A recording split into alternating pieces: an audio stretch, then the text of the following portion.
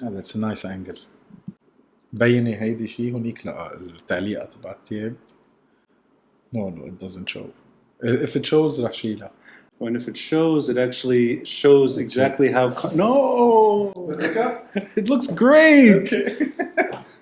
See, the reason that looks good is because you come prepared.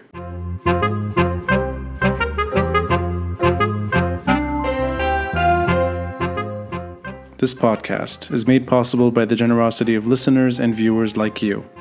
Kindly consider a contribution through Patreon or PayPal. Links are in the details box. Any amount is appreciated. And follow us on social media. We're on Facebook, Instagram, and Twitter. The handle, the Beirut Banyan. Rate and review us on Apple Podcasts. And to stay updated with video releases, subscribe to our YouTube channel. Thanks for listening, and thanks for watching. I'm Rani Shatar, and this is the Beirut Banyan.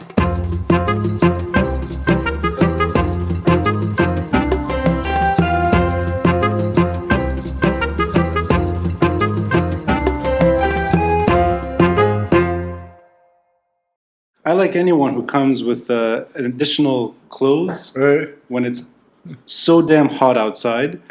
And I was sweating before you came. I changed my shirt. You came right in and changed your shirt. I always do that. Yeah. No, I'm impressed. I can't drive with a shirt. I can't. Yeah.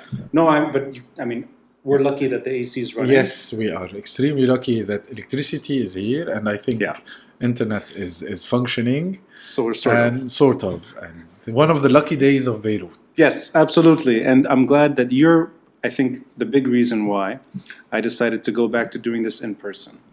And the other reason is that the internet's too bad these days to do it on Zoom. So it's a privilege to get to speak to you again in person. It's mine. We've met now 2 times. Yes. One was completely by chance. Exactly. And I enjoyed that we just jumped right into history. Exactly. The second time was at the same location for different reasons, but it also focused on history. And here we are again talking about history. So why don't we talk about something else instead? I think that would be funny if we switch Let's give topics. it a try. Let's give it a try. Of what? Well, you know what? Let's start with something that relates to history. And I think it relates naturally. It relates, I think, eloquently with you.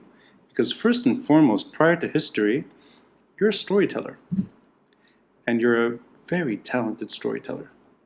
I don't know any other Instagram page that I can just watch and listen for a full hour at times and just realize that I wasted a full hour on a very, very particular subject in Lebanon's history.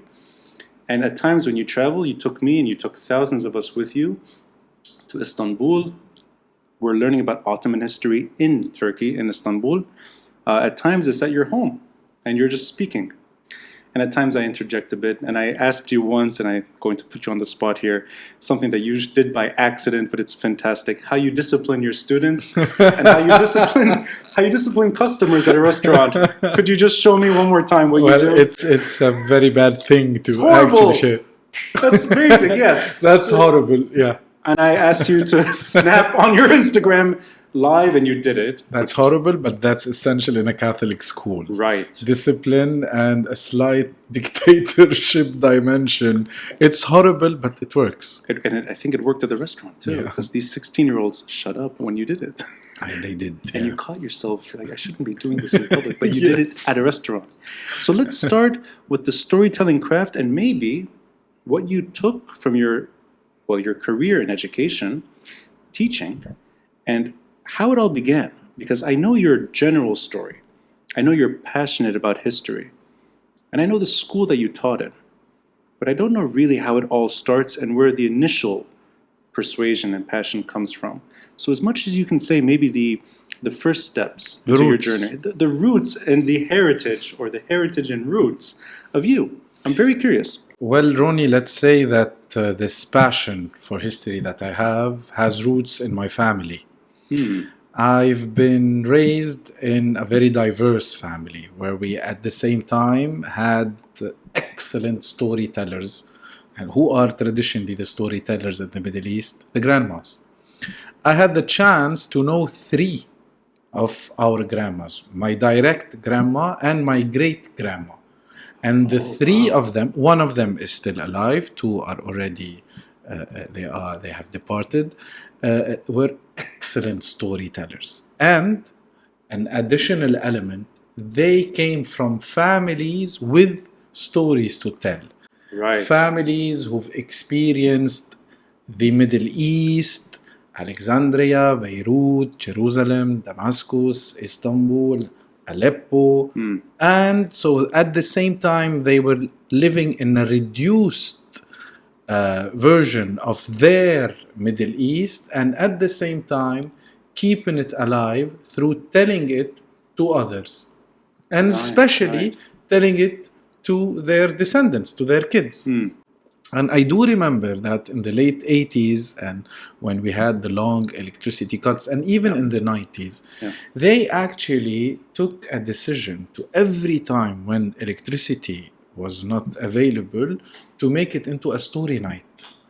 Wow. And we would gather and listen to Teta talking about a story. Either a personal story, a family story, a story about Lebanon, a story about the countries around us, and history was always an element in these stories. Yeah. Add to that I had extremely, and I still have extremely curious parents who a father and mother who absolutely love to hike, love to go on road trip, and they used to take us practically on weekly basis to road trips. And these road trips always revolved around either an archaeological site or a natural site. So this is how you start actually nurturing this curiosity. And when they noticed that I do have this curiosity, they started investing in it, buying me books about history, encouraging me to actually read more. And the start was very classical. I was absolutely in love with Egyptian and pharaonic history. So you had family support? Yes, I had family support from on every step of the way. You know, I like that you're able to describe something that we all experienced here at our generation, which is the darkness and the stillness of no electricity during the war. So it's not that there's fighting all the time. It's actually, it could be tense, but quiet. Quiet, yeah. And then relatives huddled together. And I remember this even during the worst times of fighting, that you had to sometimes be together out of safety. Of course. But I don't know one time that was turned into a storytelling occasion. And I think that's the best way to ride out the time, is go into something else, go on a journey. On a journey, on another dimension.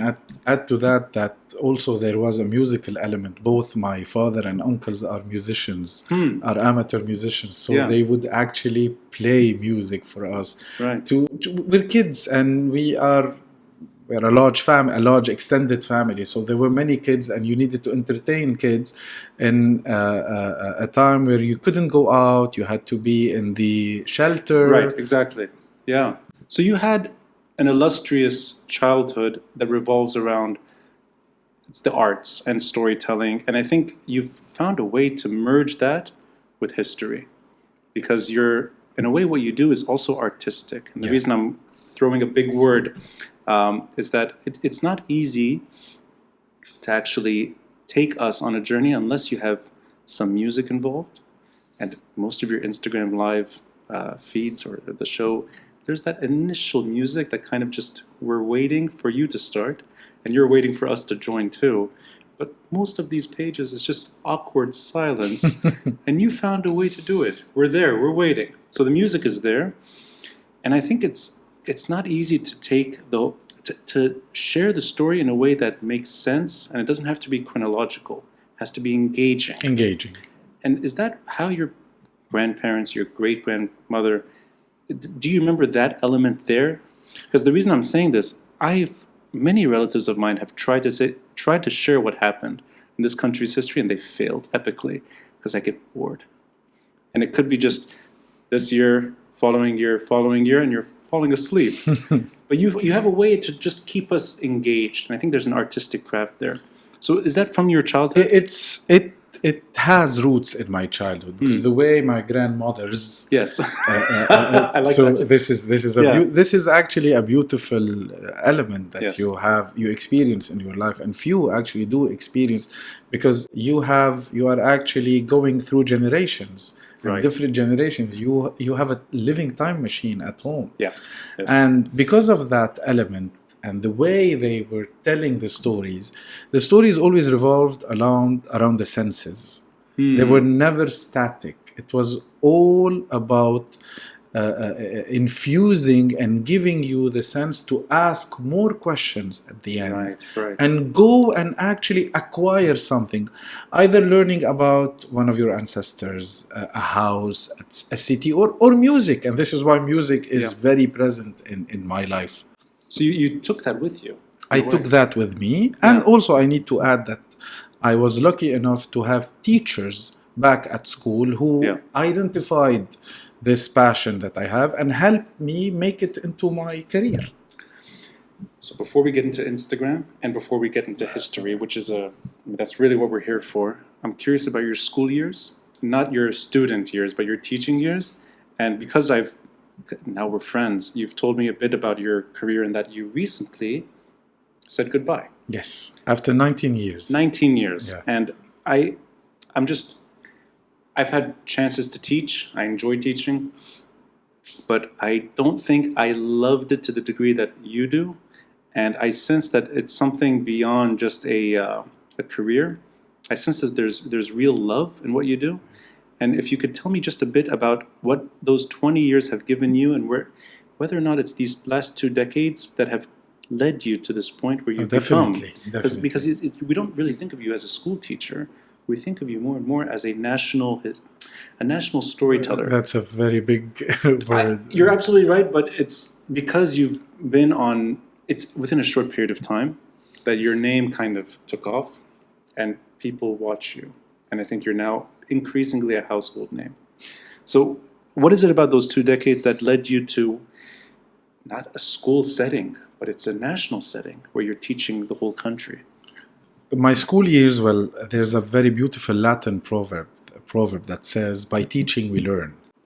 I started teaching at a very young age. I was 19. I was still studying at university, and I was called by my school because they already knew that I was only good in history. And That's all. I was a horrible student. We don't want you to teach math. I profoundly disliked school as discipline, and you have to, there's a curriculum. However, I loved the interaction, the school. So I was called. I was at the university. I received a call from my father, who happens to be also a teacher at the same school. Right. It's a family story. Yes.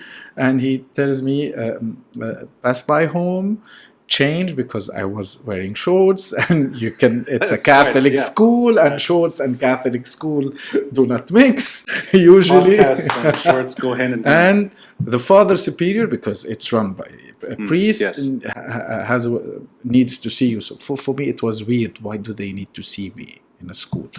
And you didn't know that was the offer? Absolutely not. And then I discovered a teacher who was there proposed my name, and they accepted because she was leaving to another job, a history teacher. And this is how it started. I had, I think, the meeting on Tuesday. On Friday, I was in class teaching grade 7 and grade 8. Oh, these are not easy. Not easy at all. It's what, 12, 13, yes, 14? Teenagers. Yeah. Horrible age. Wow. Horrible age. And this is how it started. And for me, it was terra incognita. I had no idea how to teach. Yeah. I had absolutely... I was passionate about history. I knew the information, but the method, the approach, and this is when I was trained by many teachers, some of whom were my teachers, and helped. And this is where you take these elements and start to develop. And then 7 years ago, I was appointed vice principal of the high school section. Our school is huge. That's not a history-focused thing. No.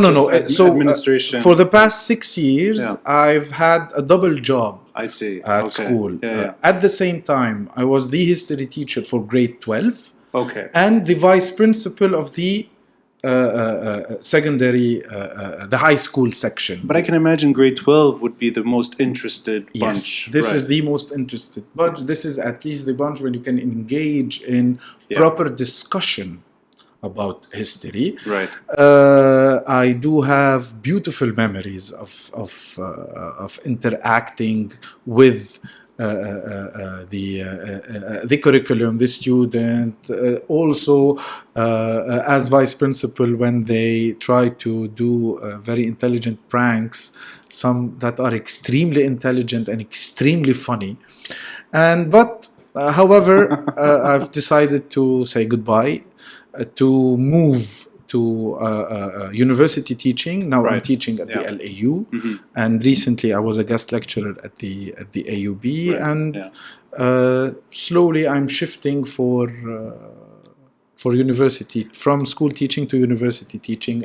It's the thing in between that I find fascinating, which is you have 2 decades of experience, and I'm guessing you honed your craft there.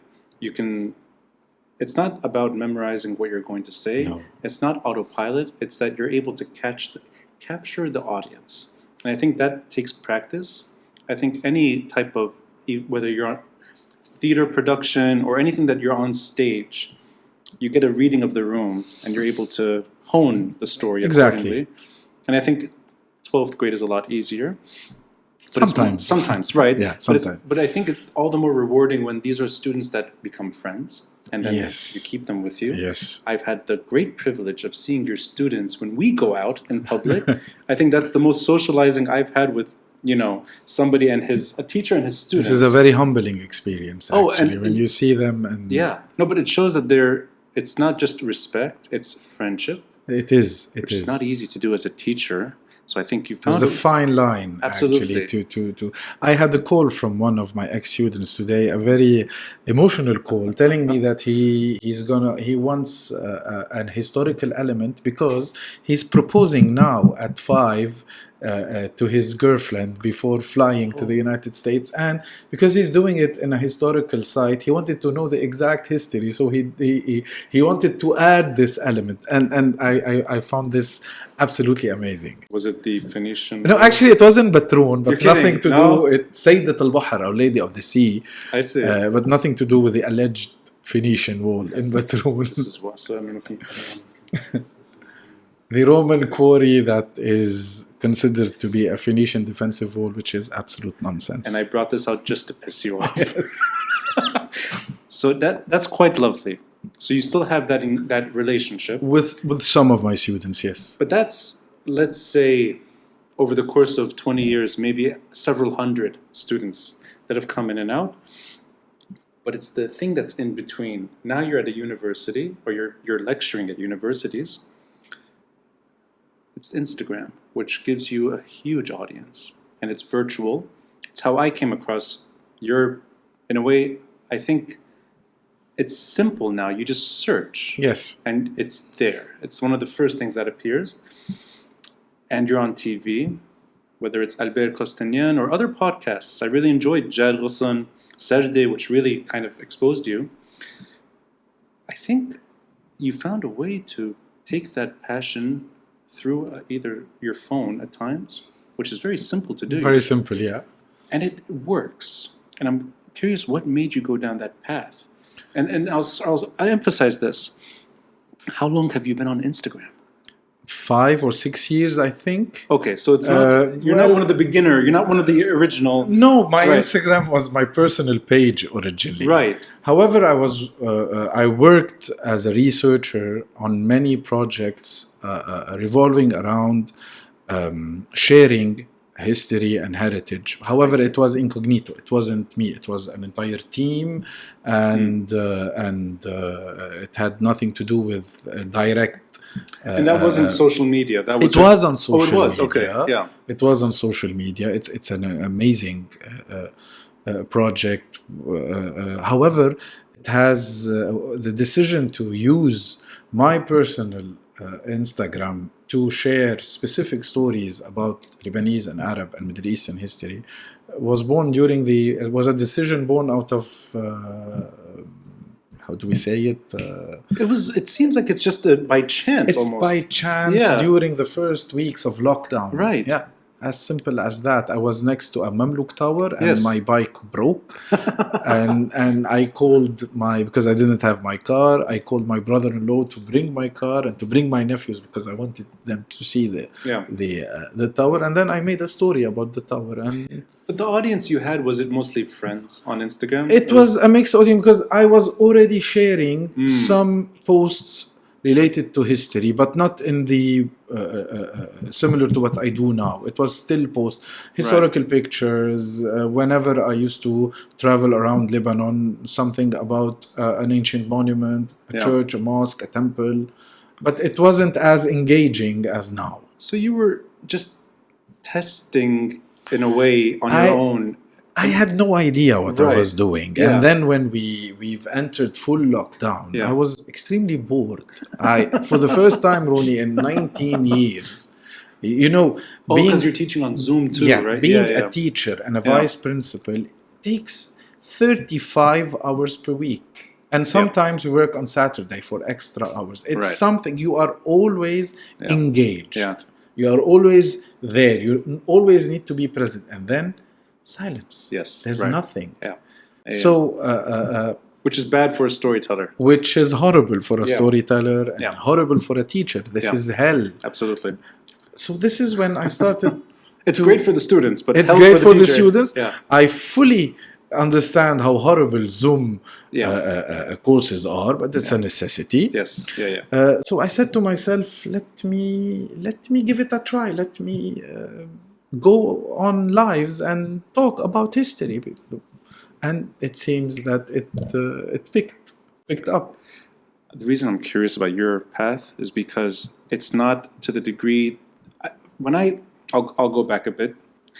In 2006, just before the July War, I was showing friends around Beirut. You were doing the tours in Beirut. Doing the tour, but without it being an official thing. It was just friends who wanted to join. And I didn't know what I was doing. So I kept it as close friends or even strangers that I couldn't care about. And I was certain that they would leave at some point. But I realized I had something that worked. And of course, the July War stopped it. But a few years later, I tried again. And it's the way you're describing. I just explored it. And within 4 times, I was full. And every tour was full. That's almost 10 years of regular tours, and there's a break in the middle. But it was really just by trying the storytelling in a broader context, and letting it fail at times, and seeing what works for a very big audience, and trimming a lot of fat, and getting the story just right. Exactly. So that craft. Do you think Instagram is the way to do it? Because you're not dependent on Instagram, but you use Instagram. It's the main vehicle of sharing for me now. Is it because there's some constraints? And I'll keep it very silly here, in that an Instagram live cannot go on for hours and hours and hours. So you are time constrained. Yes. Once it's out. You can't go back and tweak it. And it's a one shot. It's organic. And when it's live, I mean, that's it. Everything you say is there and it'll stay there. Does it force you to become a better storyteller, or does it have the opposite effect, which is it's thinning the story because it's a social media platform and people tend to, not always. Swipe. Yeah, that they're not going to. History requires some patience. Yes, some curiosity, some patience, and so did you, in a way, find a way to bridge what Instagram doesn't have, which is patience, with history and storytelling that requires it? Because I don't know many people, you may be the only one, that has that regular output, consistent audience, and I'm sticking around. I'm not swiping. So anything you can say on that? Is there some formula that you found? Well, I haven't studied the formula that I'm adopting, because it's an ever-changing formula. Right. Let's say that I have two types of content, the actual short episodes that I do, and I share both on Instagram and on my YouTube that are, let's say, prepared with a very clear structure. The lives have also a structure, so I gather the information before sharing them. But the element of thinning the story is always there because you have the time constraint. And why people are curious, well, we have to ask them. I have no data on what makes people like what I do, probably because there is this growing curiosity to understand what's Lebanon, why are we Lebanese, what are the roots of this country, what's the history, or it is pure curiosity, which is amazing. But may I ask, I experienced something similar, I think. YouTube does get, there is some audience there, but it's never as large or as whatever the word is, it doesn't spread quickly the way Instagram does. Is that part of the reason why it works? And that there's the ability for anyone to log in?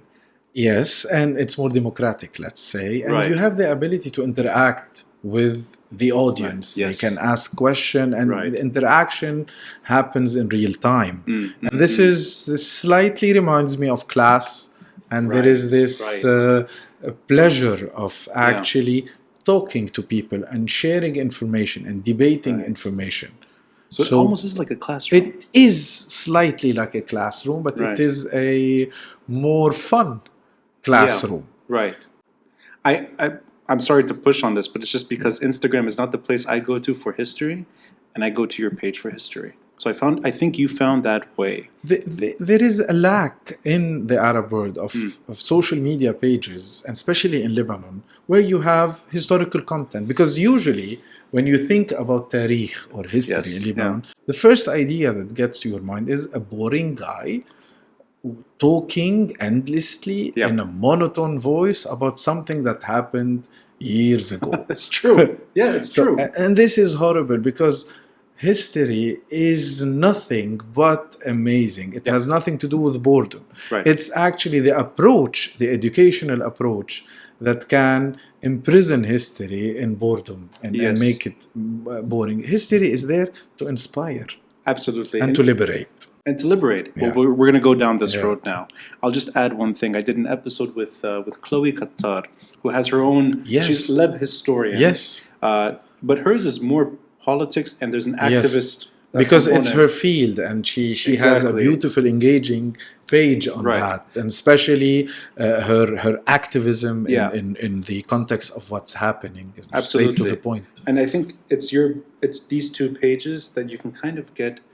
You can go back in time, and you can fast forward to today just by going between these two pages.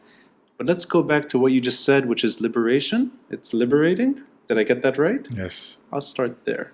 What is liberating about learning our history? Well, there's, let me quote Professor Jamal Kafadar. He's an Ottoman historian at the United States of Turkish origin. He says that if history doesn't liberate, then it must be serving tyranny. A powerful quote.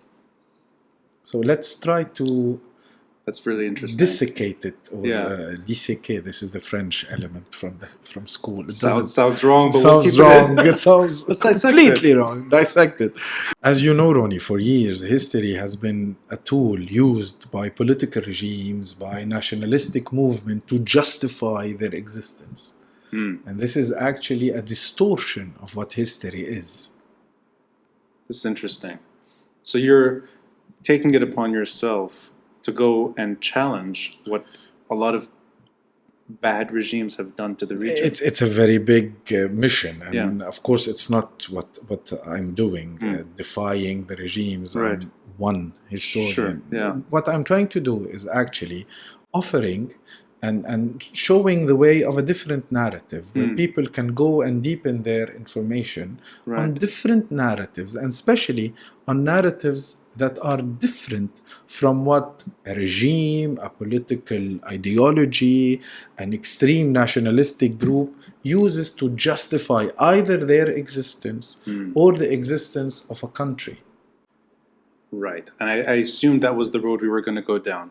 And I will emphasize here, I really appreciate the way you're offering a weapon.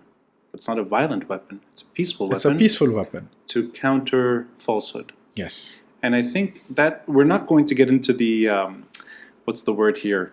The, whatever, the hysteria sometimes people have over certain words, whether it's Phoenicia or whatever, Maronite, the things that can elevate the pitch and that can make people extremely angry. Yeah, we'll avoid that subject, and I'm glad we decided to do that beforehand. But nonetheless, it is a challenge of the narrative. That narrative could be tyrannical, whether it's an illegitimate. It is tyrannical, and it could also be, I think, a myth, which is not necessarily seen as tyrannical by many. It's just adopted. So and maybe I've already said too much here, but I'm curious, is that where your passion comes from? It's that you see what is true, and you see an audience that believes the counterfact, and you're trying to steer them in the right direction.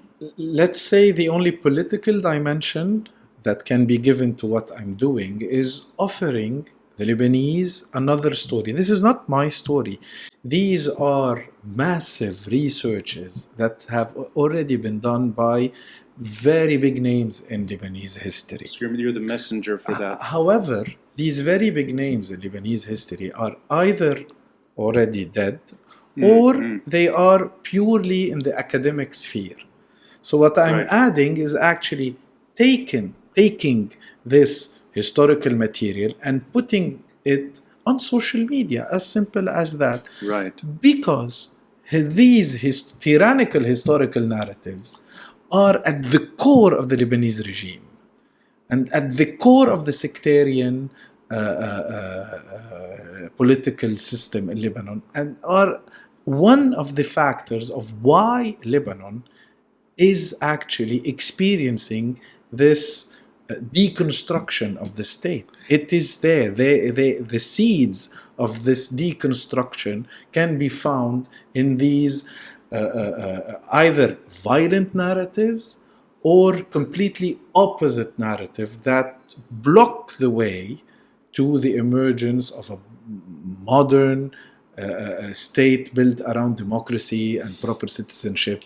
So I sense, and you tell me if I'm reading this right, that you're taking us back in time so that we can pick up from where we left off. This can be one of the aims, yes. Okay, let's pick a date. Yeah. And I'm curious, and we've talked about this in person, but never in this type of setting, where I can actually really get to the bottom of things. The birth of Beirut, modern Beirut, not antiquity, not Berytus, not Phoenicia. Beirut, the city of the wells. It's a beautiful name. It is. And the Beirut that if I could, if I had superpowers. Go back to this Beirut. I would go with you, actually. Time travel is what we should all be working on. Let's say 1880? You nailed it. I'd like to live from, let's say, the end of the 19th century, a good 75 years. I'll die before independence. Just live through major events that shape the emergence of modern Lebanon, of present-day Lebanon. You know what? 1958, I'll check out. That'll give me a good 70 years or so. So that kind of ability to go back and maybe rethink, and it's also, I think, an important time because the Beirut that we love, love is not the right word. I mean, whatever this is, it's in our blood. It's the Beirut that reflects who we are. And what is actually special to the people living here is their ability to be creative. Right. This creative ability. Yeah. And this creative ability through institutions, through modernization, through innovation, this is what transformed in the 19th century Beirut from a rather small Ottoman town that had a beautiful adjective, Beirut al-Mahrusa, the well-protected Beirut, into a center of an Ottoman wilaya. Let's go there. And I think that is 1880s, 1890s. Can you, in a storytelling way that makes sense to you, Can you tell that story?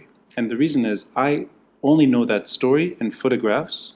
They're beautiful photographs, and they're the photographs that make me wonder how could everything go wrong in this magical place?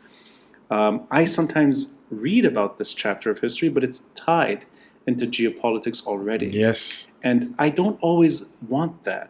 I want to just experience Beirut as it is while it's changing. So can you explain the modernization of the Beirut that we know now, and how it started and how it rapidly changed from that small town into the capital of modern Lebanon in a very short period of time? Very, very quick. Yeah, picking on what you're saying, Beirut in the 19th century was an ever-changing city. In the early 19th century, the city was situated between two hills. To the east, the hill that we call now Al-Ashrafiyya, Right. and to the west, a hill called sometimes Mtare or Msaytbe, where you have now the divide between, during the war, Yes. when you have the divide between east and west Beirut. Yes. So Beirut was in a small valley in between where downtown is now. Yeah. Small town, around 7,000 inhabitants, with a wall Yes. and 7 gates. And there's a beautiful urban myth about the 7 gates of Beirut, that they were actually guarded by the 7 A'yan families, the upper class families, who at the same time were the guardians of the gates. Yeah. What happened? But you say that's a myth already. But it's a beautiful myth. Okay, There are many myths in history, and sometimes the myth do serve a purpose. Okay, yeah. As long as this purpose doesn't Alter alter history or creates violence and conflict, Right, why not? yeah. But we have to keep in mind that it's a myth. So what happened, we have to go into the 1830s. Briefly, there was a massive change in the geopolitical situation in the Middle East. Yes. The Wali of Egypt, Muhammad Ali. So Egypt was part of the Ottoman Empire, as Beirut was part of the Ottoman Empire since 1516. Yes, right. The Wali of Egypt, Muhammad Ali, well, he decided to take advantage of the weakness of the Ottoman Empire and create his own state. So he managed to train a modern army. He used a lot of ex-Napoleonic officers who were out of job and who came to Egypt to train his army. And he conquered large parts of the Middle East, large parts of what is now Palestine, Lebanon, Syria, and Jordan. And he conquered Beirut. Right. He sent his son, Ibrahim Pasha, and they were slightly modernizers. So he did 3 things that would kickstart the evolution of Beirut. First, he cleaned and slightly enlarged the port. Right. But why? There's a reason, and to understand, we have to go to Mount Lebanon. Right. One of the elements is quite known. It's because Mount Lebanon produced silk. Yes. And yes. Ibrahim Pasha declared that Mount Lebanon silk is a state monopoly. Yes. However, there's another element. Iron. You know, it's funny when you say these things. These are things I know from books, but I don't know anyone that has told them in a way that is fluid. So I appreciate you're able to explain the expansion through things that die in texts. Yes. So you're anyway. I'm interrupting you. No, But it's an of emphasis course. on now. I can see it. So he needed to ship these products either to Europe or to Egypt, the center of his power base. Yeah. The iron mines were in the region that is now Al-Matan.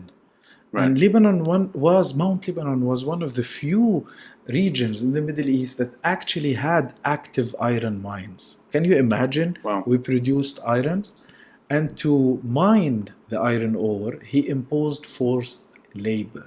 That would later be a factor of the peasant uprisings in Mount Lebanon against the Egyptian, Right. and an element that would break Egyptian power in Mount Lebanon. See how things... So that's, in a way, the expansion of Beirut is already happening. It's just at a slower pace. Slower. Yeah. There's another element that's not far from here, Quarantina. Yes, right. So what is Quarantina? Quarantina is a quarantine zone. Yes. Pandemics were quite the norm in ancient times and up until the 19th century. And Beirut, as many cities around the Mediterranean, was regularly suffered regularly from pandemics. Yes. So there was an approach to deal with pandemics that was first pioneered by Venice. And this is why we say quarantina. It's an Italian Venetian name. Of course. So he decided to build this quarantine far from the city. Just imagine that quarantina is now part of Beirut. Right. However, Yes. back then, it was outside of the city. So, consequence, Beirut became a healthier place. Oh, so the quarantine is to improve the living To improve, standards? because not only to improve the living standard, because if they suspect that a ship has some people are yeah. sick, they Right. would keep them for 40 days under supervision Right, right. to actually protect the city. And this helped Beirut become one of the few cities on the eastern coast of the Mediterranean to have this facility, this new facility. Right. And three, he actually started the expansion of Beirut outside of the walls. So this is something that happens fairly recently. Yes. So it's funny. I always assumed that it was just the heart of the city that was what we described earlier, downtown. I always thought that there was some inhabitation outside. There was some inhabitation. Were these outside, different villages, but it was rural. So Yeah, the urban right. center and around Beirut were a series of مزارع. So Hamra was مزرعة topsoil. الأشرفية. Right, مزرعة العرب. Corniche al-Mazra. مزرعة. This is why Yeah. we still have it's rather curious to find a farm in an urban Yes, right. environment, because these were the rural areas around the urban core of Beirut. Right.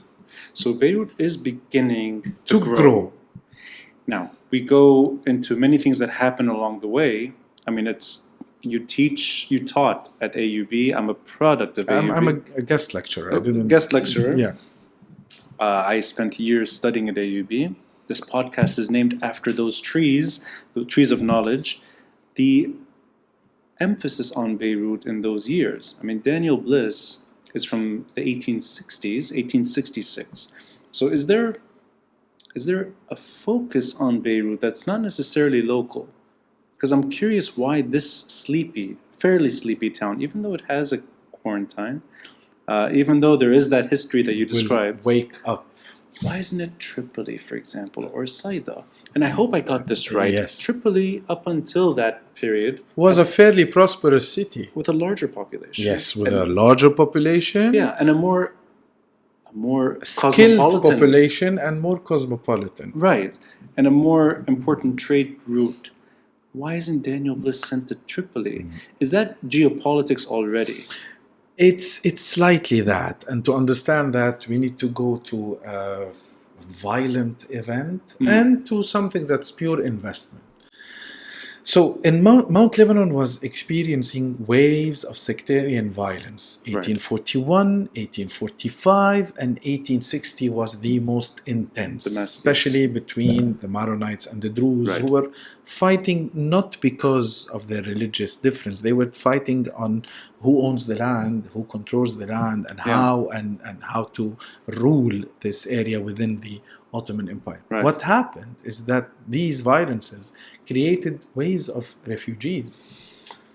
Right. So first you have an increase in population. Yes. Some of these refugees were very skilled craftsmen. So Mutasarrifi era, they're coming down to Beirut. It's before the Mutasarrifi. Slightly okay. before the Mutasarrifi. Right. And at the same time, because these sectarian events also spilled on Damascus, they happened in Damascus. Right, yes. And from Damascus and Aleppo, you not only had very skilled craftsmen, but you have very wealthy families moving from these cities and coming to Beirut. I see. At the same time, French interest was growing in the Middle East. They were interested in the silk of Mount Lebanon, in the cereal production in the Syrian hinterland, in cotton and tobacco. I see. And the port of Beirut, slightly, because it was gradually enlarged, became one of the few ports in the area, actually the first in the Eastern Mediterranean, to actually be capable of receiving steamships. Oh, so these other port cities or Well, port towns didn't have that. Didn't have the new modern port facilities. Oh, that's interesting. So I'm not Yeah. saying I'm not actually putting them in chronological order, Right, but this right. happened in the second half of the 19th century. And it happens to happen in Beirut, not other. Yeah. I And see, then yeah. there's the emergence of a new economic axis in the Middle East, the Beirut-Damascus axis. Yes, right. And after centuries of this axis being between Aleppo and Tripoli, it shifts to Beirut and Damascus. I know it's a bit of a tangent, but why does that happen? Because I know from history that it's up until this period of time, Aleppo and Tripoli, that's the story. That's the main cities. Yeah, is that because of what's happening in the region, that the geopolitics are pushing everything. People towards Beirut, and this is the period where the area is opening up to capitalism and to colonial interests, who were focused especially on the silk of Mount Lebanon. Right. And the silk of Mount Lebanon, where the only closest port to export is Beirut. Yeah, right. You wouldn't go to Sayda. You wouldn't go to Sayda or yeah. to Tripoli. And also you had a new road built by French capital, with French capital, Tariq al-Sham. Right. The historical road to Damascus became modern. Right. And then there was a railway in the late 19th century. I had a fantastic episode with Ilyas Malouf. I don't know if you know him, but he's the train NGO. The train guy. And he emphasized something. I know I'm taking us to the side a bit, that rail is what built Lebanon. Yes. Would you go that far? Of course. And is that Beirut as well? That Beirut It's what made this rather peripheral region of the Ottoman Empire at the center of economy in the region in the late 19th century. You need infrastructure to create a center. So rail is that push. The roads, the rail, and this is what actually brought the missionaries to Beirut. That's interesting. So Daniel Bliss fits into that time frame. Into that time frame. You have a growing population that happens to be a Christian population, because after 1860, more than half of the population of Beirut would become Christian, and mainly the Maronites. So the Maronites weren't originally in Beirut. There was a small Maronite community, but they were mountain people that found themselves living in a city and playing a major role in the city. Right. Why? Because they were the first to benefit from new modern educational institutions, either opened first by the Catholic missionaries as schools and not as university, because as we know the first university was established by Daniel Bliss as the Syrian Protestant college that later became the AUB, but prior to that there were schools. Yes. So these schools were open to everyone, but the majority of the students were Christian and especially Maronites. So we see the emergence and the appearance of modern educational institutions in Beirut. So modernity and this era of Beirut, it almost fits like a glove. Exactly. Yeah, it's just happening at once. And it seems to be a fairly harmonious period after violence. So there's that... Sectarian violence didn't touch Beirut. It didn't touch Beirut, exactly. There was like the elders, the elites, both Christian and Muslims of Beirut, took a very conscious decision to refuse and to stop the sectarian tensions from reaching the city. And this is why the Christians of Mount Lebanon who were fleeing from massacres actually came to Beirut, because it was a safe place. So you have that shifting of populations that's happening. Some of it is due to war in the years earlier. A lot of it is economic lure. Later it will be economic, from the Mutasarrifiyya to Mount Lebanon. And Beirut's demographics are evolving too. But so Beirut itself seems to be growing harmoniously enough in those delicate years of modern history. But you also have waves of Lebanese, or whatever you want to call them, inhabitants of this part of the world, fleeing the region. And you have that first diaspora wave. Yes. It's not to be too cliche, but our most famous poet is writing his best work because of the diaspora. Right. So Khalil Gibran is away, and there's already that pain and suffering that happened. Can we just, as a side story, talk about the diaspora and that first wave? And I know enough about how they end up in different locations South America is one destination in particular, but Lebanon is already suffering. Lebanese are running away. It's not the first time this right now is not the first time we've had that kind of experience. So does that also fit into the story that Beirut is growing, but the region is already suffering, and we're experiencing the inevitable shortfalls of being this front line for regional and international conflict? I'm saying this in a big way. Yeah, the bigger picture of things. Of why that in a way it's almost the birth pangs of what we call Lebanon and in Beirut too. Yeah. Let me first shed lights on two things. Yeah. The harmonious growth of Beirut, well, it wasn't that harmonious. It doesn't mean that there was conflict while the city was growing, but the city that was emerging after 1860 was very different from the historical core. Architecturally, urban and as an urban, and socially, it was a completely new city. I see. So a different city. Just imagine that the ancient core, the urban core, had now was surrounded by what were mountain communities or people from Damascus and Aleppo coming and living in this city.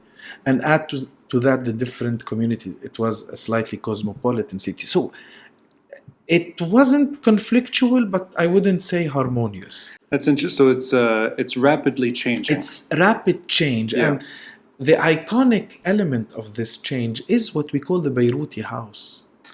Right. This is when it appeared. But let's go back to the diaspora and add one element that actually helped push Beirut to become a very important cultural center in the context of the larger Arabic Nahda, the Renaissance. Exactly. It's the print houses. Right.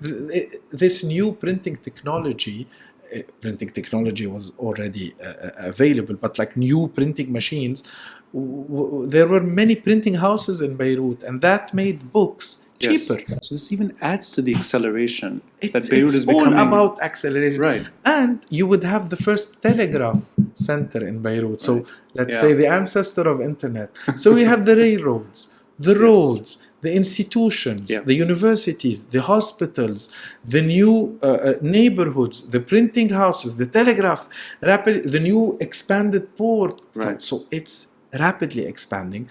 And these are actually factors that would also contribute to the first diaspora wave, what we call the diaspora waves. So let's understand why 30 to 40% of Mount Lebanon's inhabitants left between 1870 and 1914. We have to understand slightly the geopolitical situation. So the region is still under Ottoman rule. Yes. However, there's a new administrative organization. There's now a new massive wilaya. A wilaya is a first order province of the Ottoman Empire, based in Beirut in recognition of the new import. The wilaya of Beirut is 3 times what Lebanon is now. Can you imagine? It's practically the entire coastal region of the Eastern Mediterranean. Yes. Then you had a semi-autonomous province, متصرفية, a sub-province of the wilaya of Mount Lebanon that had self-rule and that had a set of privileges that you couldn't find anywhere else in the Ottoman Empire.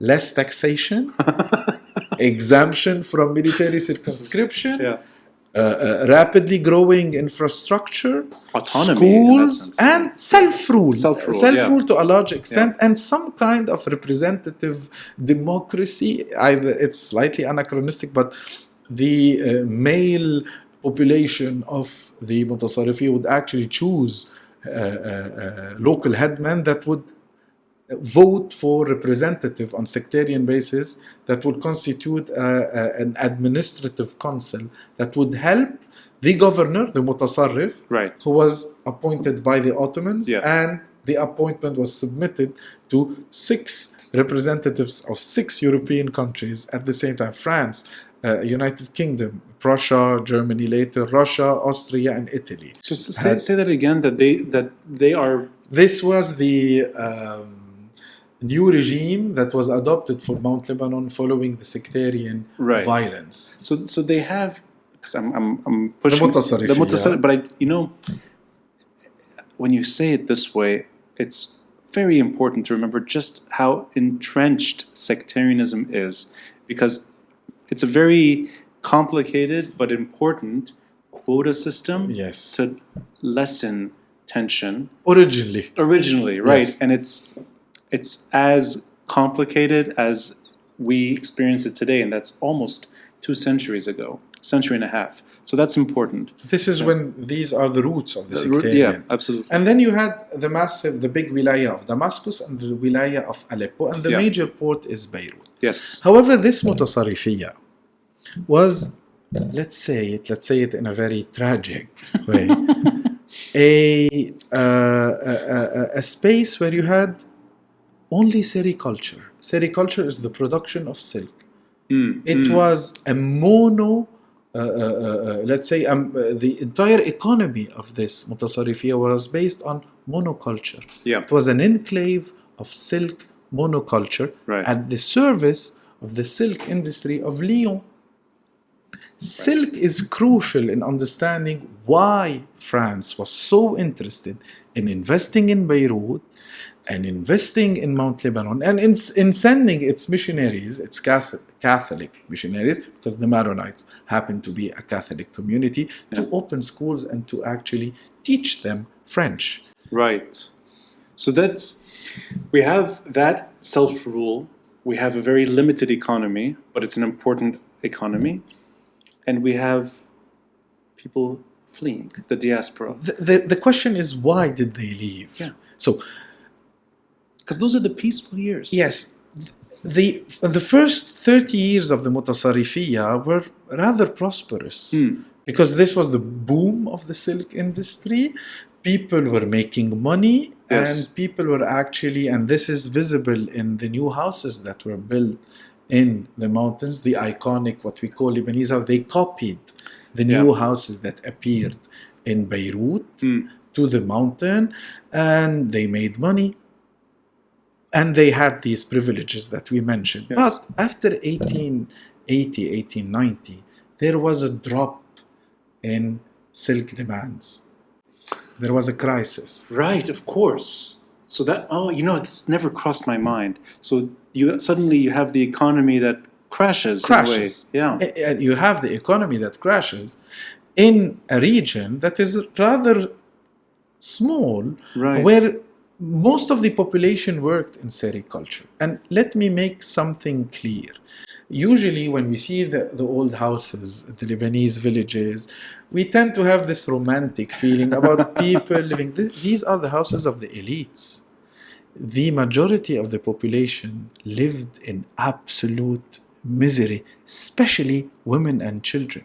Yes. Because women and children were the main labor force in the silk factory.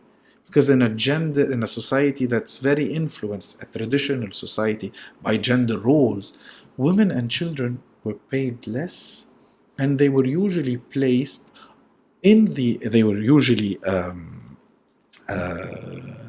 taken to work in the silk factories under the supervision of men, and usually very violent supervisors. Photos, it's horrible. It's horrible. Yeah. And it's It's horrible. Yeah, So, yeah. who would leave first, and why would they leave? So first you had unemployment. Right. Unemployment that especially touched men. Yes. Women were Yes. working in the factories. Yeah. And Mount Lebanon has limited fertile land. Yeah. It's only Right. 4% of the total area of Lebanon that can be actually used for agriculture. 4%? 4% of the mountainous area. Wow. And of these 4%, 45% of the 4% were planted with mulberry tree. Guess why? No idea. Silkworms. Oh, yes. Silkworms would exclude. Yes. The silkworms have a very refined culinary taste, and they would only eat mulberry leaves. Right. So to produce silk, you need silkworms, Yes. and to have silkworms, you need to feed them several times a day with mulberry leaves.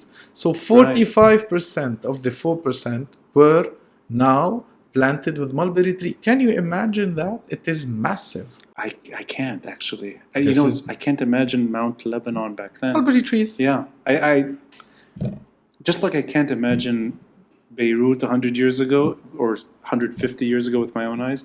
I can't imagine Mount Lebanon without this deforestation and urbanity. It was already deforested. Well, sorry, not the. Because it's also a myth. Lebanon al-Akhdar, yes. Green Lebanon is a myth. Sorry, I meant the more recent form of deforestation, meaning real estate, adventure, the horrible, and just destroying, destruction. So that's interesting. That is the primary reason for people to leave. We're not there yet to leave. Yeah. So you planted the mulberry on fertile land where you are supposed to plant cereals. Yes, right.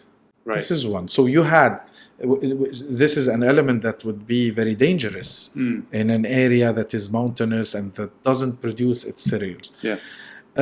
So you had unemployment, you had limited possibilities to actually work in agriculture, and you had an easier way to go out because there were already modern roads, the railroad, a new port. This is the age of massive movement of population, especially from the Mediterranean area to the New World. It was fairly easy to travel. Yeah. You had steamships, and also you had the American missionaries or the Catholic missionaries drawing a very positive image of Europe and the New World. Right. So who left first? They were the poorest, uneducated male population left first. Some of them actually made a new life and came back with money. And the first thing they would do is build a new house, copying the model of Beirut. It was a sign of prestige. Right. The problem is that later, not only you lost your labor force, but also the educated elites and you started leaving because there wasn't enough space in a small mutasarrifiyya that was experiencing demographic growth and at the same time economic crisis. This is why we understand why Gibran went to New York. Right. Went to the States. Yeah. He ended up in New York. I will ask you, and I'll keep this in the episode. Would you like another espresso? No, thank you. Okay, good. So there's things are happening quickly. Beirut is growing quickly. There's curiosity in this part of the world increasing. The Ottoman Empire is slowly imploding. Of course, that happens with World War I, where it meets its death blow. But in those delicate years, you have a city that is born not in Lebanon, it's in Syria still, or it's referred to as Syria.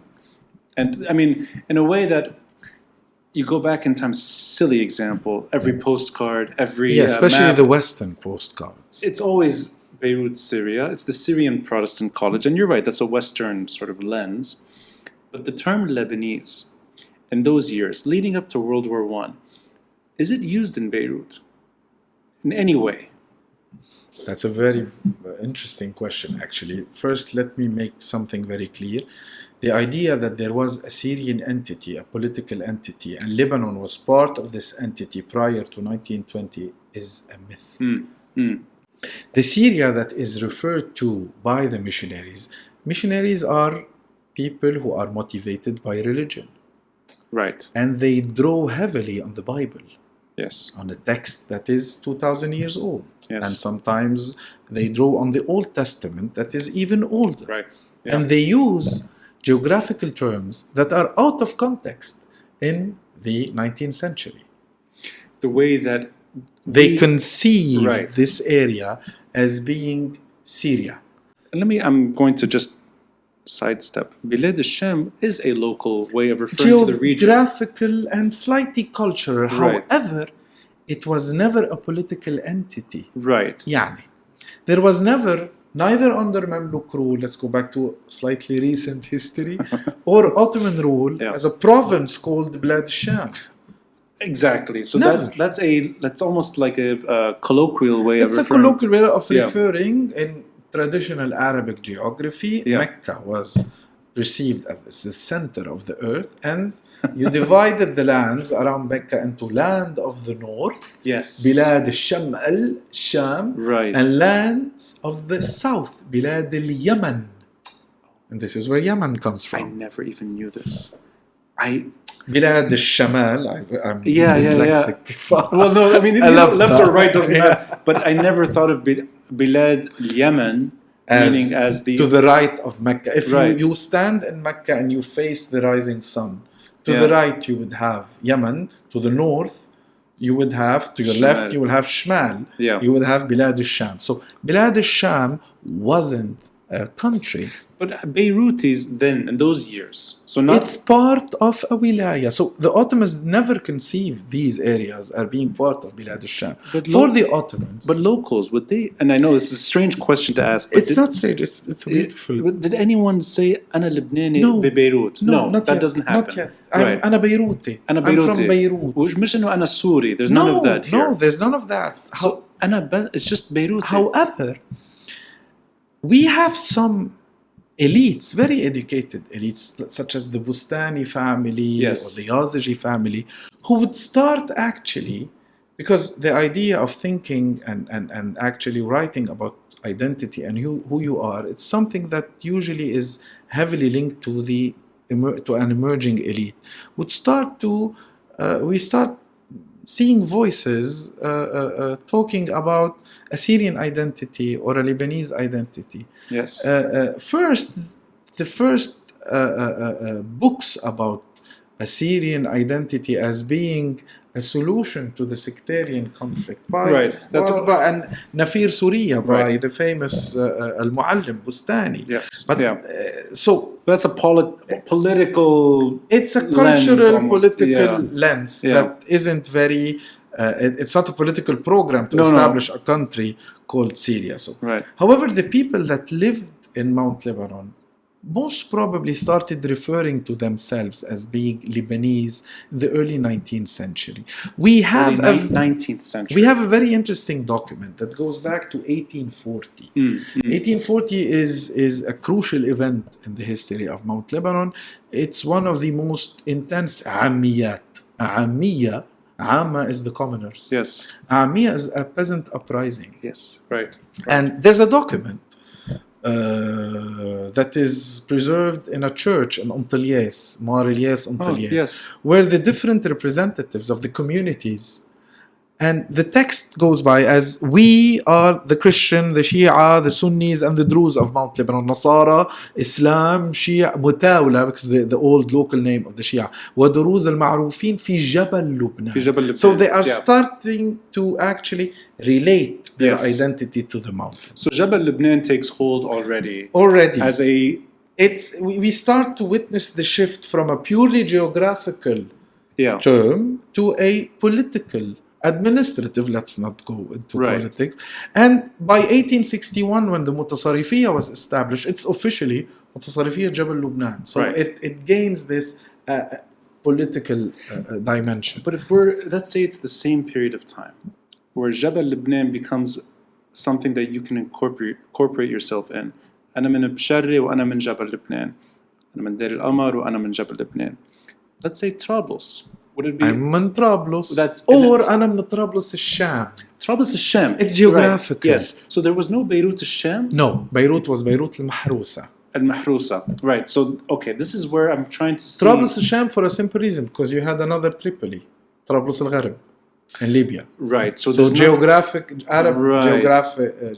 so you know what? Let's say Sayda or Sur. Sayda. Sur is Sur. So there's nothing that makes it more than just that. They are cities that are part of different Ottoman wilayas. However, when they left to the New World, they would identify, that's very interesting, either as Shami, especially that the first wave was to Egypt and not to Europe and the New World. Right. They were called Shwam because they came from this geographical region.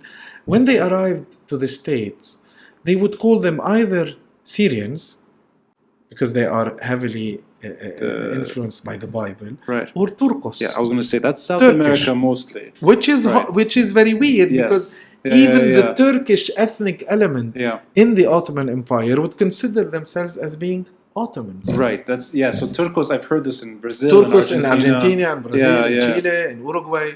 So these larger identities are not homegrown. They are at the same time homegrown and influenced by the missionaries. Right. Both at the same time. So Lebanese and Syrian nationalism actually do share the same roots. They go back to narratives that were first clearly explained by either Catholic or Protestant missionaries. And they were reflected in the works of local elites. So, that's actually a very important area I want to cover with you. But before we go to the more modern sort of interpretation of identity and these things, let's talk about that Renaissance period, Nahda. Yeah, and that era, I'm not too familiar with. I think my curiosity is limited to history books as a university student, and it was a fleeting curiosity, it didn't stick. And I increasingly am curious because it wasn't just a week or two ago, you were maybe a bottle of wine and I was a bottle of Perrier and with other guests, and we're having dinner, and the parallel emerged, and I think it was just sort of history doesn't repeat itself, but there's something that felt a bit familiar, which is crisis, famine later, but economic collapse, diaspora, rapidly changing environment. Add to that, there's this enlightenment, this awakening, this Renaissance phase. And the two don't have to, they can overlap at times, they can follow each other. We went a bit too far maybe in saying that, well, who knows, maybe in a few years we'll have something like that again. But it's telling because around this era, you do have an Arab awakening, and identities are born. And we'll get into these national identities in a bit, but can you say anything about that period of time and how it overlaps to really this rapidly changing landscape? And in a way, is it a reflection of the difficulties that we're facing in this part of the world? So people are moving. Beirut is growing. Protestant missionaries are teaching students. Languages are emerging, and it feels like this is when Beirut is becoming a cosmopolitan hub. It's pulling in a lot of people, and at the same time it's suffering with an identity crisis, and there's many ways to tackle it. So as much as you can say on that, on the Nahda, first let's make something that's very clear, that this narrative of civilizations reaching a golden age and then a dark age and then a renaissance is a European concept. Right. Yeah. And it's slightly misleading because it gives us the idea that prior to the 19th century, the Arab world was sleeping and there was no literary or scientific production.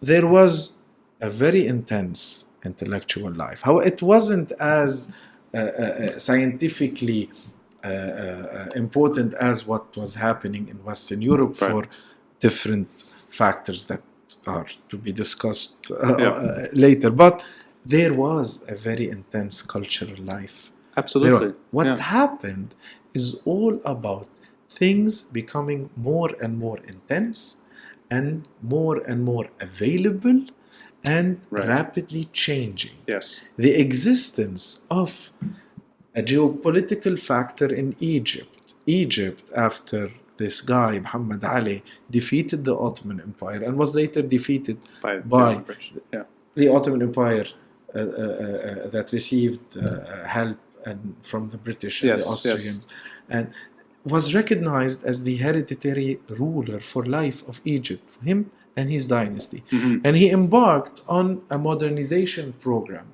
that heavily involved copying what was happening in 19th century Europe. the Industrial Revolution, the new institution, sending people to study in Paris, and coming back with these new ideas, opening new institutions. And this was also echoed in Beirut on a lesser extent first. Yes. But then Beirut and Cairo and Beirut became the two main centers of this very intense intellectual life. And these emerging Arab intellectuals talking about what does it mean to be an Arab? Right. What is the meaning of modernity? How can we modernize or reform either Islam or Christianity? What is a citizen, and what needs to be done for us to live in a better place? And how also there was a very intense movement of rediscovering the roots of Arabic poetry and literature. Yes. So this, and I'm going to fast forward a bit. I know Twitter is not the place to talk about history. And I don't think a tweet can deliver anything beyond a rant and a quick sort of anger. And I don't think Twitter is the source for suitable. But it seems like the questions asked then are reflected on the discussions. Absolutely. Twitter, yeah. And this is why I wanted to bring it up, is that it seems like that era did not answer or did not offer the concrete conclusion to those questions. It almost gave us more time to think about them.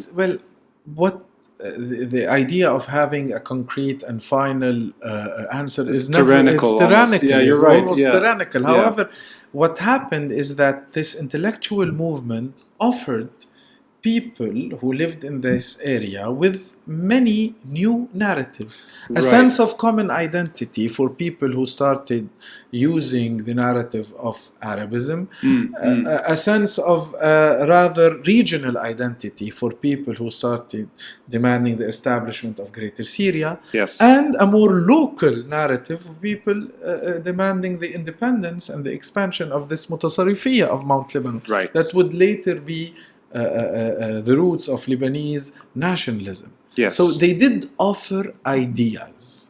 So there was a competitive competition. Not competitive. No, it was actually they exchanged a lot of. They talked. They discussed. It wasn't competitive. It was an intense intellectual. You would find some books who were slightly where you have violent answers to, but as in every intellectual movement, you have this, and this is a sign of a healthy minds accepting differences and debating differences without these differences becoming the roots of conflict or wars. Yeah. However, we tend to forget something that's very important. The Nahda was curtailed by colonialism. So it actually, I mean, it's forced out.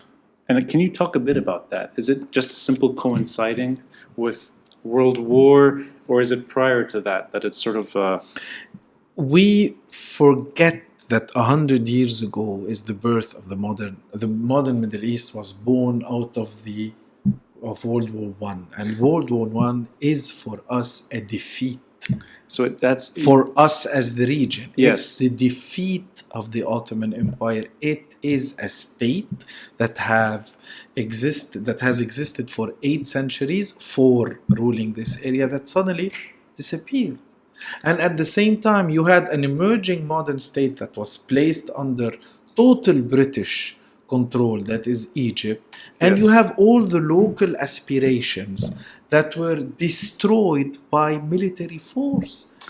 So World War I mean, that's, I think, every historian that enters this terrain, I think that's, you can't ignore the impact that World War I had on the last century of our history. It is the defining turn of what we're going through at the moment. And I think you can always sort of go back to the birth pang and the national narrative, let's say, of Lebanon, Greater Lebanon. And what you said earlier, this sort of different narratives are playing out. Lebanese nationalism is one of them. Proto-nationalism back then, because Lebanese nationalism is something that was developed after the establishment of the state of Greater Lebanon and not prior. There was seeds, some Right. idea. Same thing for Syrianism, same thing for Arabism. These were proto-nationalisms. How would you explain, or how would you illustrate Lebanese proto-nationalism? And I'm just going to ask another question. Is it simply there's a diverse community in this part of the world that needs a way out? Is it that simple, or is it something more thought through that? Well, actually, this would be the element of Lebanese nationalism, Right, as explained by one of the fathers Yes. of Lebanese nationalism, which is Michel Shiha, Shiha, yes. who actually presented this new independent state with a formula to manage this diversity. So that comes a little later. There's an amazing book by the great Dr. Karwal Hakim about the birth of Lebanese nationalism. However, the book is not very known in Lebanon, which is sad. She's an AUB professor. Yeah, she was an AUB professor. She was an AUB professor. The idea that started emerging can be traced back to the first let's say first half of the 19th century, when yes.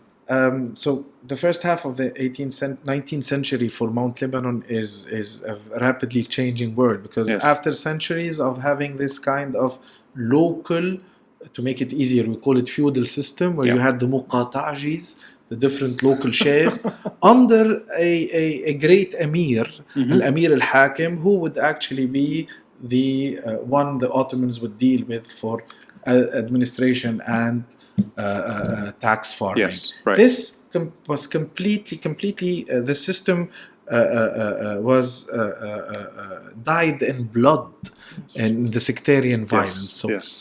this is where you have the emergence of two different narratives.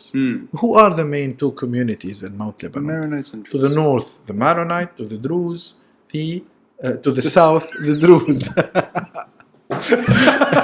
That's interesting. Dyslexia finds its way. We're going Druze tomorrow. We're going Druze tomorrow. Oh, yes. So the narratives were on the backdrop of who owns the land, who is entitled to govern the land. Yeah. The Maronites started developing a narrative that this has always been a Maronite land, and this was always ruled by a Maronite Shihabi prince, knowing that the Shihabs are originally a Sunni dynasty.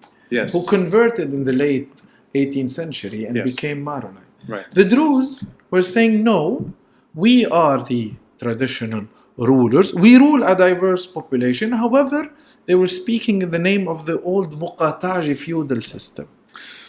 Right. So that's very important to keep in mind.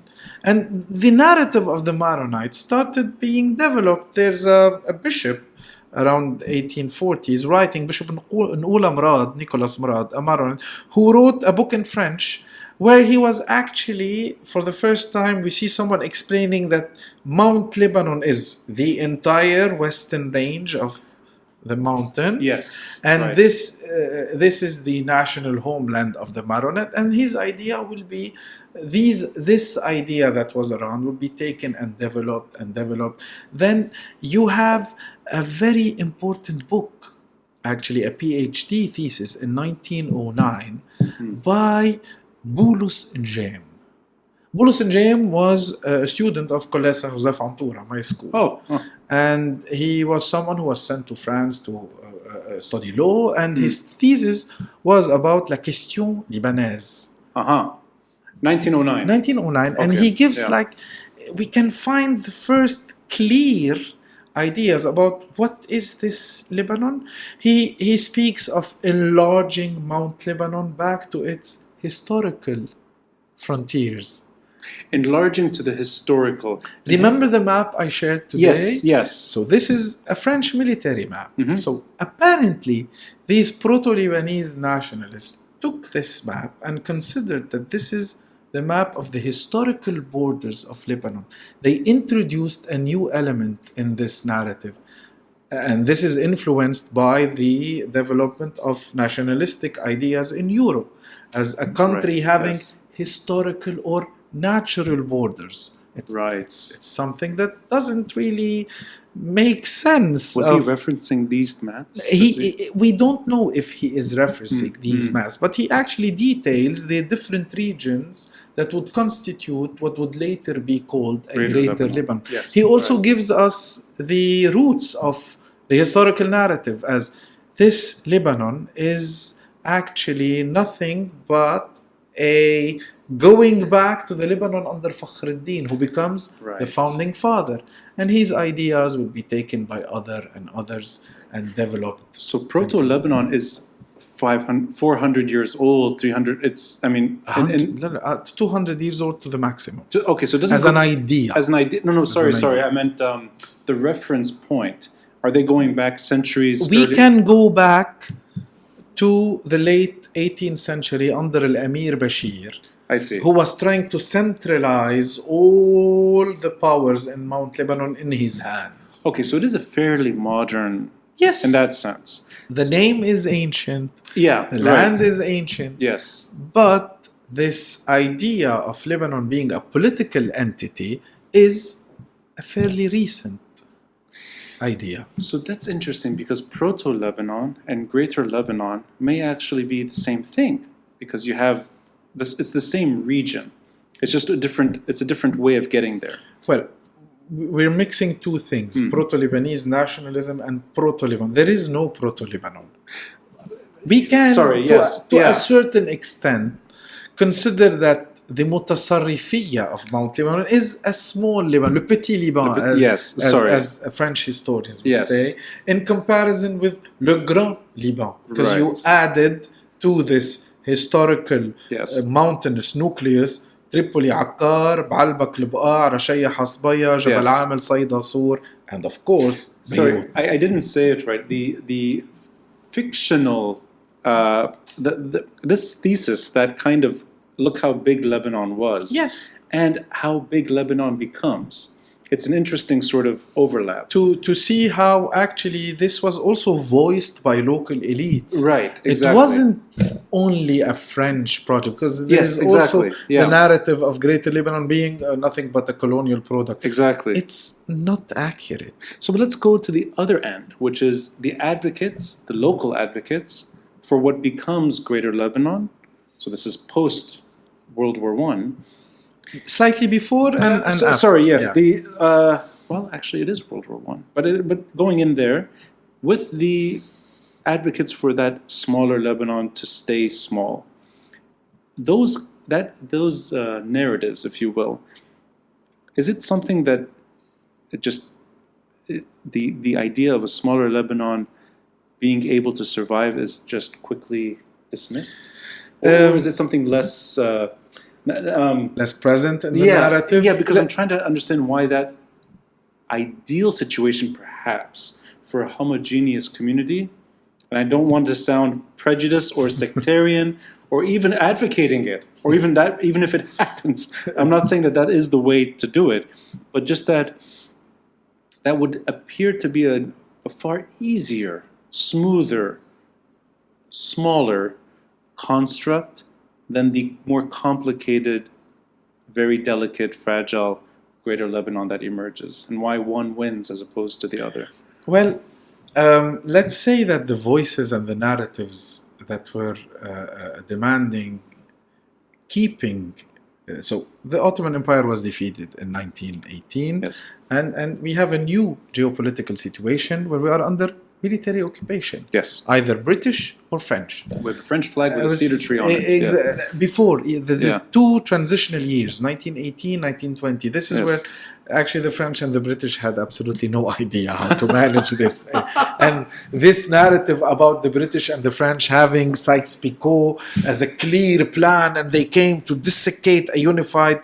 This is nonsense. This is absolute nonsense. Yes. They had no idea what to do, and they had to manage first conflicting promises that they gave either to Arabs or to the Zionists or to proto-Arab nationalists or proto-Lebanese, and they had their own interest to...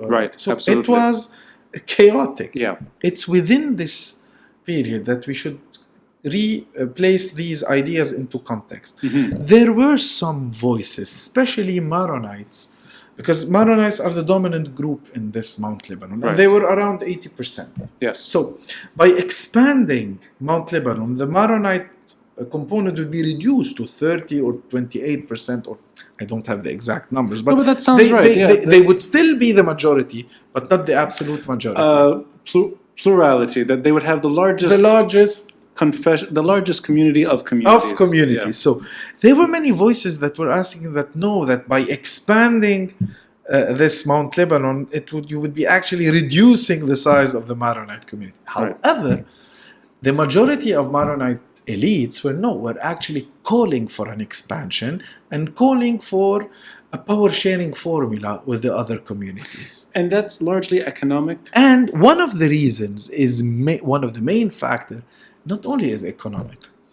During World War I, the entire Middle East lost 40% of its population because of the famine. Yes, right. And Mount Lebanon being a rural area that heavily depended on sericulture, where you didn't have much cereal plantation, and where you had extreme corruption during World War I in parallelisms that are alarmingly similar to what's happening now, monopolizing trades, and where you had Ottomans doing little or nothing to manage the situation. Yes. You had this horrible outcome of 40% dying. So the main concern that pushed these proto-Lebanese nationalists to lobby at the peace conference in Paris to make it a viable country was to expand. Either we expand or we die. Oh, so it's a survival thing.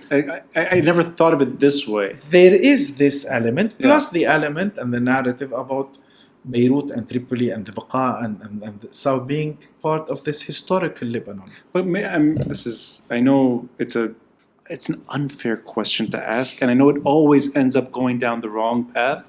I'm going to try to keep it on the right path. Let's see. It just seems that even if it's going to be hurt economically, and even if it's going to be less of an important player long term, but it just doesn't seem like it's for a community. I just want to avoid that road. Those voices advocating the smaller Lebanon, are they just dismissed early on? Because I don't understand why that group of intellectuals, if you will, doesn't get their fair share in terms of, well, there was a competition of ideas. And the competition was not principally between these intellectual lobbying for a smaller Lebanon or not. The competition was between lobbying for a sectarian or a non-sectarian secular Lebanon. But those voices, the secular voices, my understanding, my reading, were very small. They weren't always welcome either. This is what the official narrative says. Can you explain? I would love to hear. Let me put things in proper context. And these are the French mandate people. They're not. So in these transitional years, yes, there were people calling for keep Lebanon as a mutasarrifiyya, so the Maronites would have the upper hand totally. But these were a minority within the Maronite community. So early on, there was this narrative of a greater Lebanon, of expanding Lebanon, of proposing a power sharing community.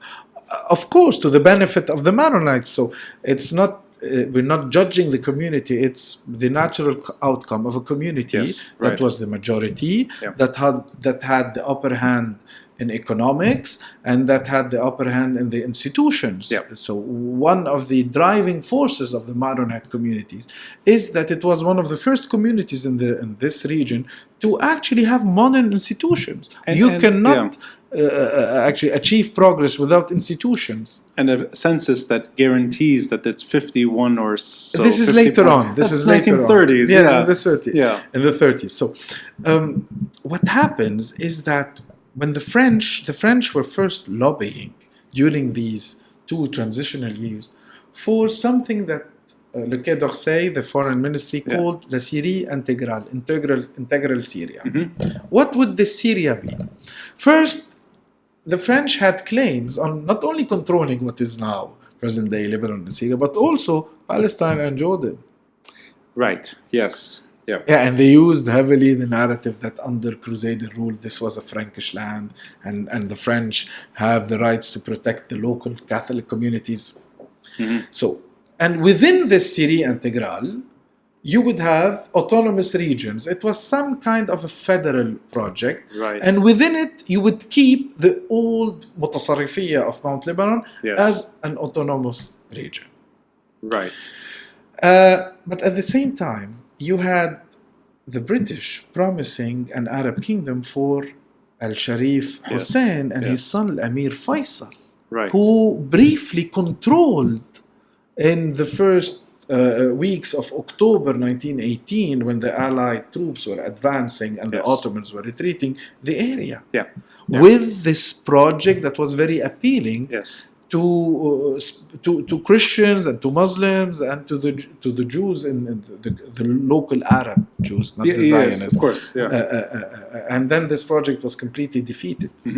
And before it was defeated, because the French couldn't agree on a solution with Faisal, and the British actually abandoned Faisal to the French. And after the Battle of Maysanoun, and when his project was completely out of the scope, the French needed another.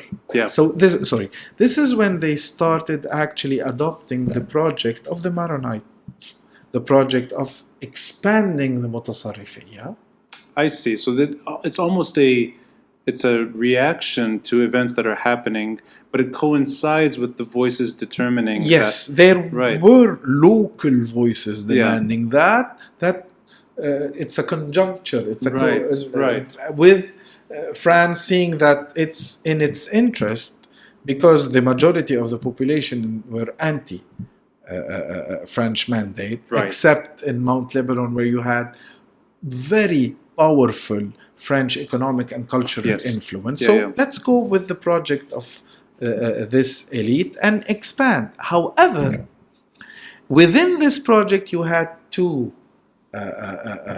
kind of voices that actually lobbied for Lebanon with a sectarian regime, with a power sharing regime based on sectarian representation, with the Maronites having the upper hand. And there was another current that called for a secular Lebanon, for a parliamentarian regime, and refused French mandate. And what is profoundly interesting is that these two different ideas were represented by two brothers. Oh, right. Yes. The patriarch, the Maronite patriarch, Diaspora al-Hayek, who was lobbying for a greater Lebanon, however, with a sectarian regime, and his brother, who was a major politician in the Mutasarrifiyya, Saydet el Bzez. There is an iconic picture of the picture of proclaiming the birth of Greater Lebanon on the steps of an ex-Ottoman casino, Le Cercle des Pins, who became La Résidence des Pins, the actual palace, beautiful villa, urban villa, where the French High Commissioner lived and the French ambassador still lived. You see the patriarch to the right of General Gouraud, and to a large extent proclaiming Greater Lebanon as a state in its current borders was his personal decision. And to his left, the Mufti, Ahmed Abu Najah, who didn't want to be there. Muftis in the Ottoman empires are kind of civil servants. They were not religious leaders. There was only one religious leader, who is the Khalifa, the Sultan Khalifa. So he didn't want to be here. But however, the narrative completely disregards a crucial fact. The brother of the patriarch was in exile, exiled by the French as a traitor. After or before? Before. The week before. Oh. In the weeks before the proclamation. Because, so, remember I told you that under Ottoman rule there was the Mutasarrif and the council, the administrative council. In 1918, when the Ottomans left and retreated, who was left in charge in these crucial weeks The administrative council of Mount Lebanon took in charge the governing of Mount Lebanon, and it had the ability to govern. It had a local police force. Right. The hierarchy was still there. There Yes. was no head, but however, they worked as a team, as al-Majlis al-Idari, to govern. They first recognized Faisal as the ruler, and they were briefly part of the Syrian kingdom that lasted for a couple of I weeks. didn't know this. And then, because the French took hold of the I didn't know that it was able to govern on its own for a short period for of time. 2 years, I mean, I never even thought for of this. almost 2 Yeah. years. So running day-to-day affairs in Mount Lebanon was under the supervision of this.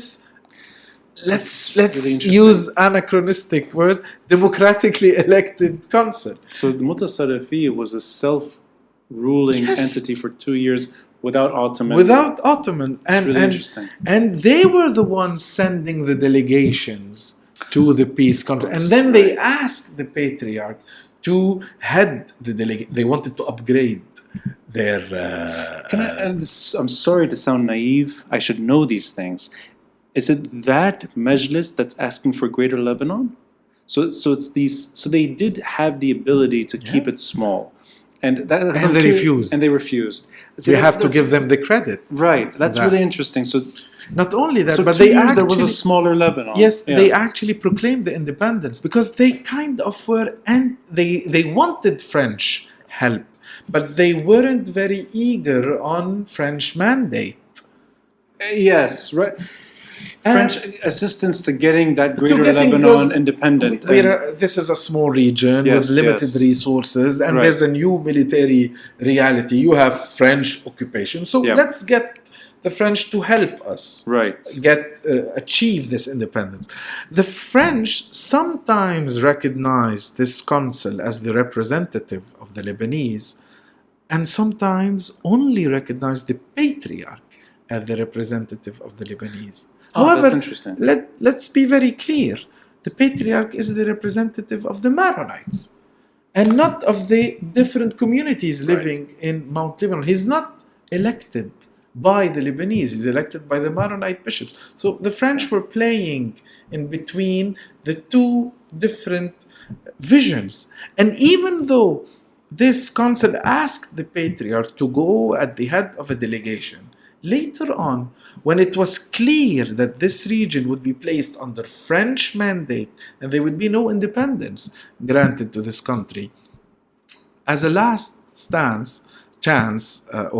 plan, the council sent a delegation to Faisal before Faisal being defeated to actually reach an agreement. And Faisal agreed on recognizing the independence of Lebanon, and the council agreed on declaring openly its refusal of French mandate. Gouraud had them arrested as traitors. Traitors to what? There was no Lebanon to be traitor. And then exiled. So the moment Greater Lebanon was proclaimed and the patriarch was there, his brother was in exile.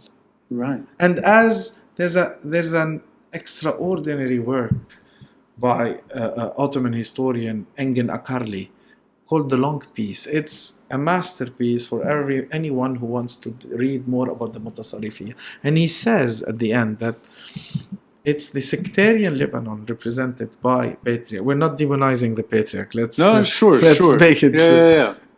That actually won. And this project of a secular Lebanon that was defeated when Greater Lebanon was proclaimed.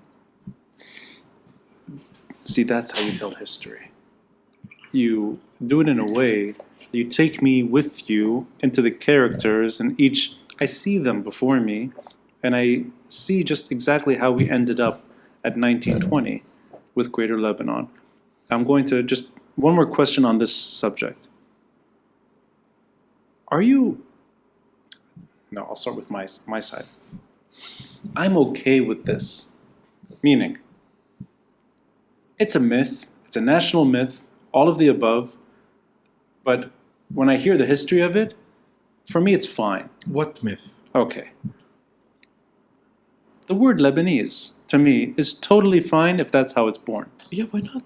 Why not? Me too. Okay, so we can agree on Of course. that. That's fine. We belong to this country that Right. was born from the geopolitical events and a cultural and movement. There were local elites. Exactly.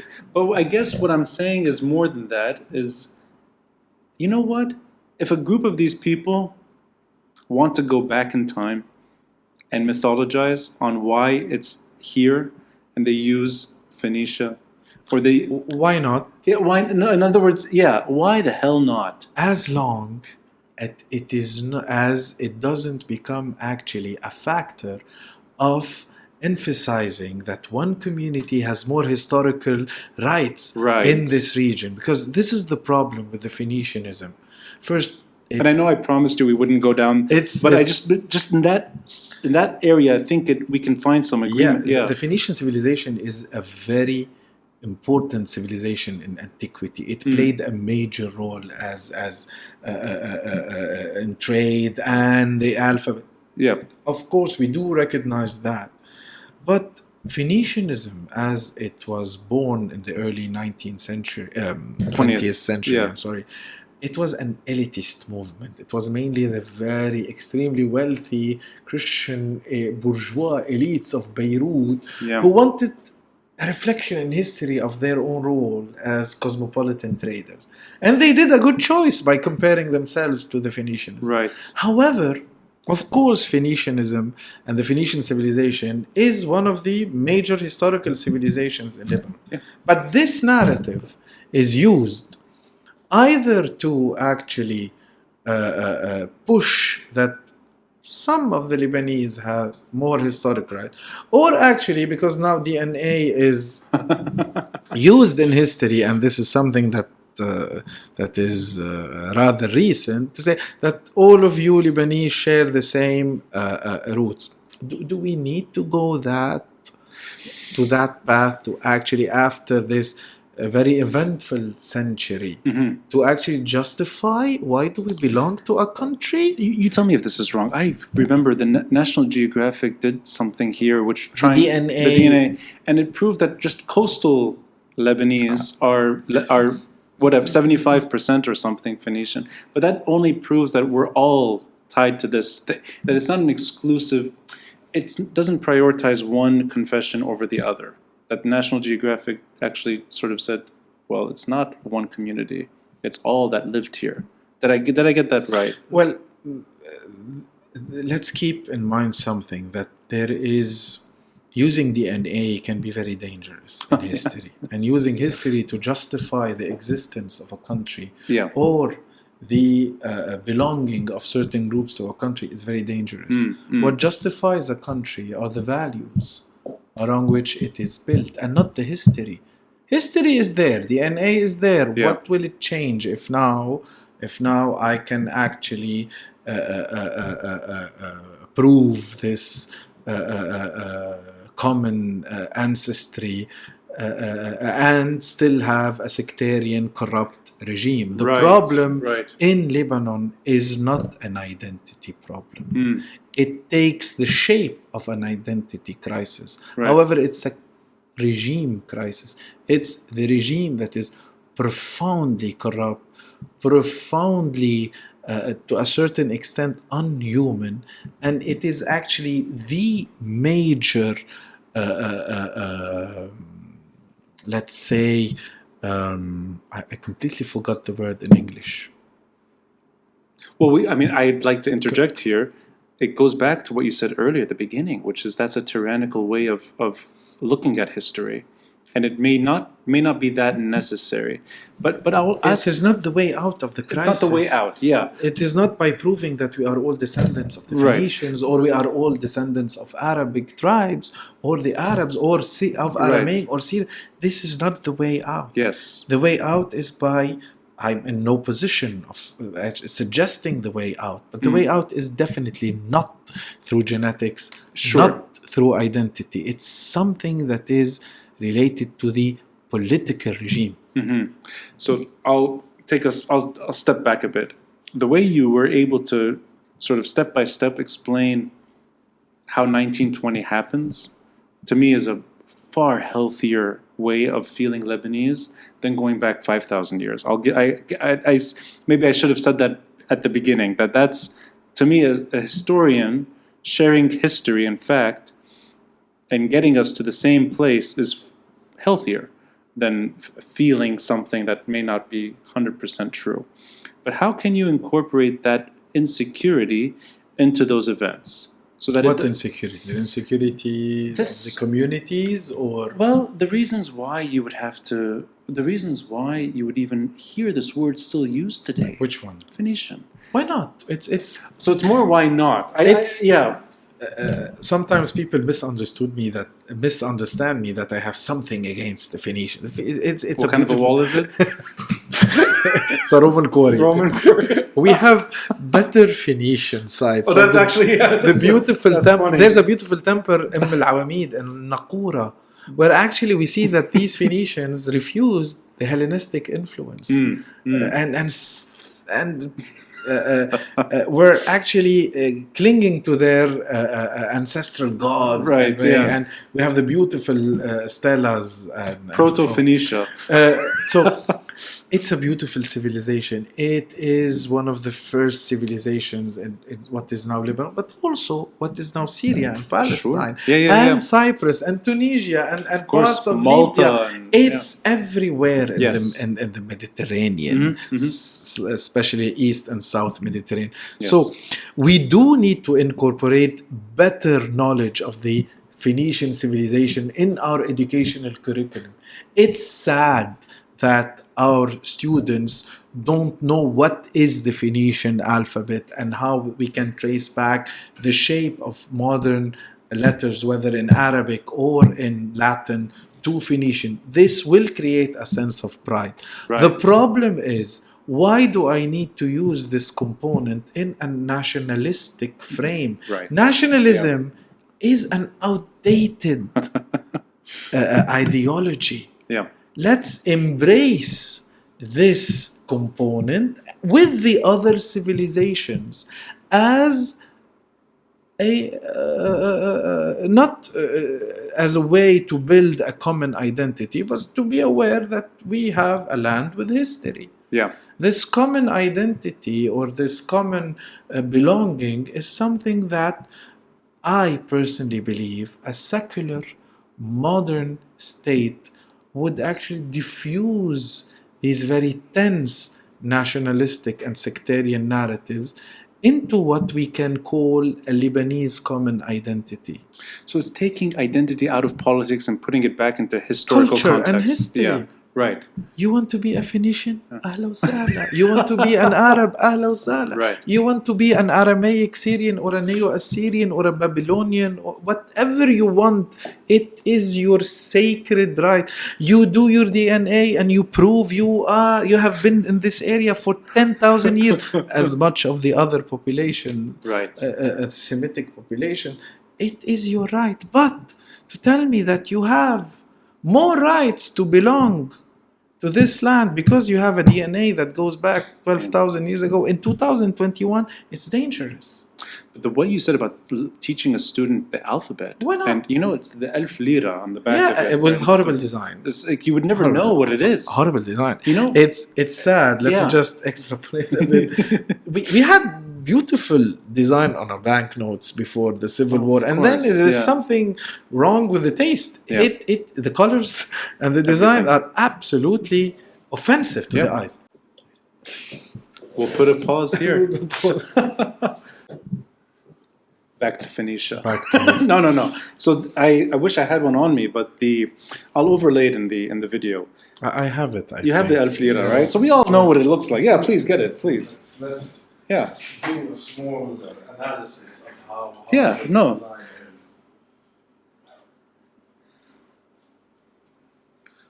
وإذا معك fresh dollar فيك ما في. Yeah, so we're looking. I mean, we all know it, and it's interesting. This is the newer Alf Lira. Yeah. There's an old one that's same size, roughly the same color, with the Phoenician letters. Exactly, and I mean, it's what you're saying. The letters, you don't even know that it's Phoenician, turning into the Latin script on the front, and on the back into Arabic. This is actually taken from a very bad article on internet about the evolution of the script from Phoenician to Nabatean to Arabic. And this is sad because usually banknotes carry a message. Yeah, right. That should be related to either the history, the culture, or the major figures, or natural wonders or historical wonders of a country. Yep. What message this gives about Lebanon? And you know what? That's actually the nicest of the newer ones. What's the message? What's the message? So we don't understand. First, why do we have the Phoenician alphabet on both sides? Right. And second, why the cedar is the symbol of Lebanon? Why is it placed? So I don't know who actually designed it. This is a crime. So I'm going to share something on the podcast I've never shared before. After my father was assassinated. Thank you. A lot of performative art. I met the whole system. They all either came to give their condolences, or we were ushered into places, and from the president, prime minister, to everyone, almost everyone, that included the governor of the central bank, who everyone now speaks about every single second on Riyad Salame. He came over. I had never met him before. I had a few minutes to just talk. And you asked him about how horrible the design is. Used those few minutes. I don't think he expected this. It's like, where the hell is this guy coming from?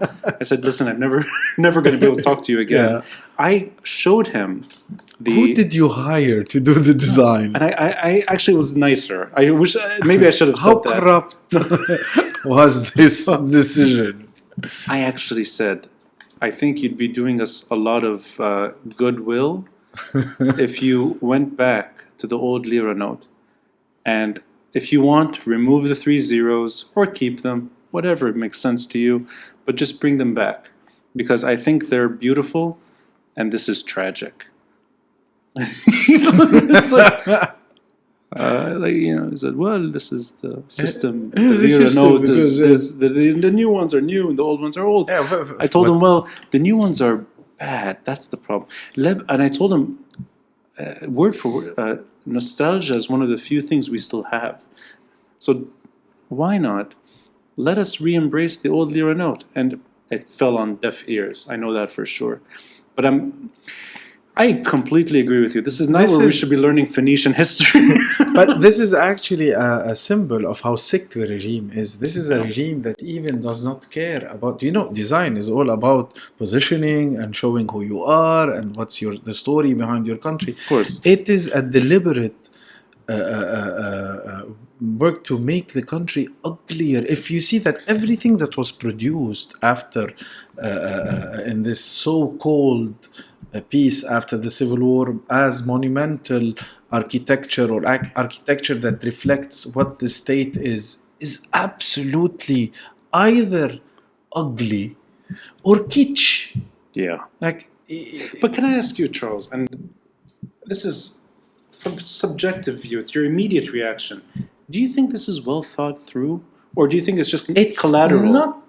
This is the problem. Yeah, it's collateral. It's not a conspiracy theory. No, I don't think it's like let's make it uglier. But it is sad because there was no plan to actually incorporate proper design in your state architecture, in banknotes design. It's ugly. Have you seen our identity cards? Oh yeah, I mean the new ones especially. They're really bad. Haram. Yeah. Haram. A country that has so much talents. Yeah. And so much material for inspiration that goes always for the uglier solution. I'll bring it back out one more time. I think since this is increasingly worthless. Increasingly is an euphemism. I hope that when they do, they'll have to at some point. They change the design. That they go back to something that worked, because Jaita, al-Mathaf, We had the series of major historical and natural sites on the Baalbek came and Anjar was there, Adiz was there, Rawshe, Beit al-Din, Rawshe, Beit al-Din, Saylaha. and then 250 should have been the end. That huge The huge bank before they went yeah. down to the uglier ones. The Khansmi lost its charm right away. Yeah. This brown Beirut it already fell apart. But I'll wrap it up with something that it magically links to this. So a historian can sort of see, and many students or many fans would never know what this is.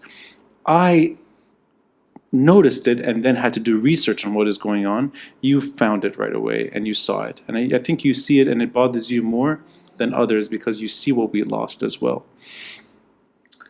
You surprised me.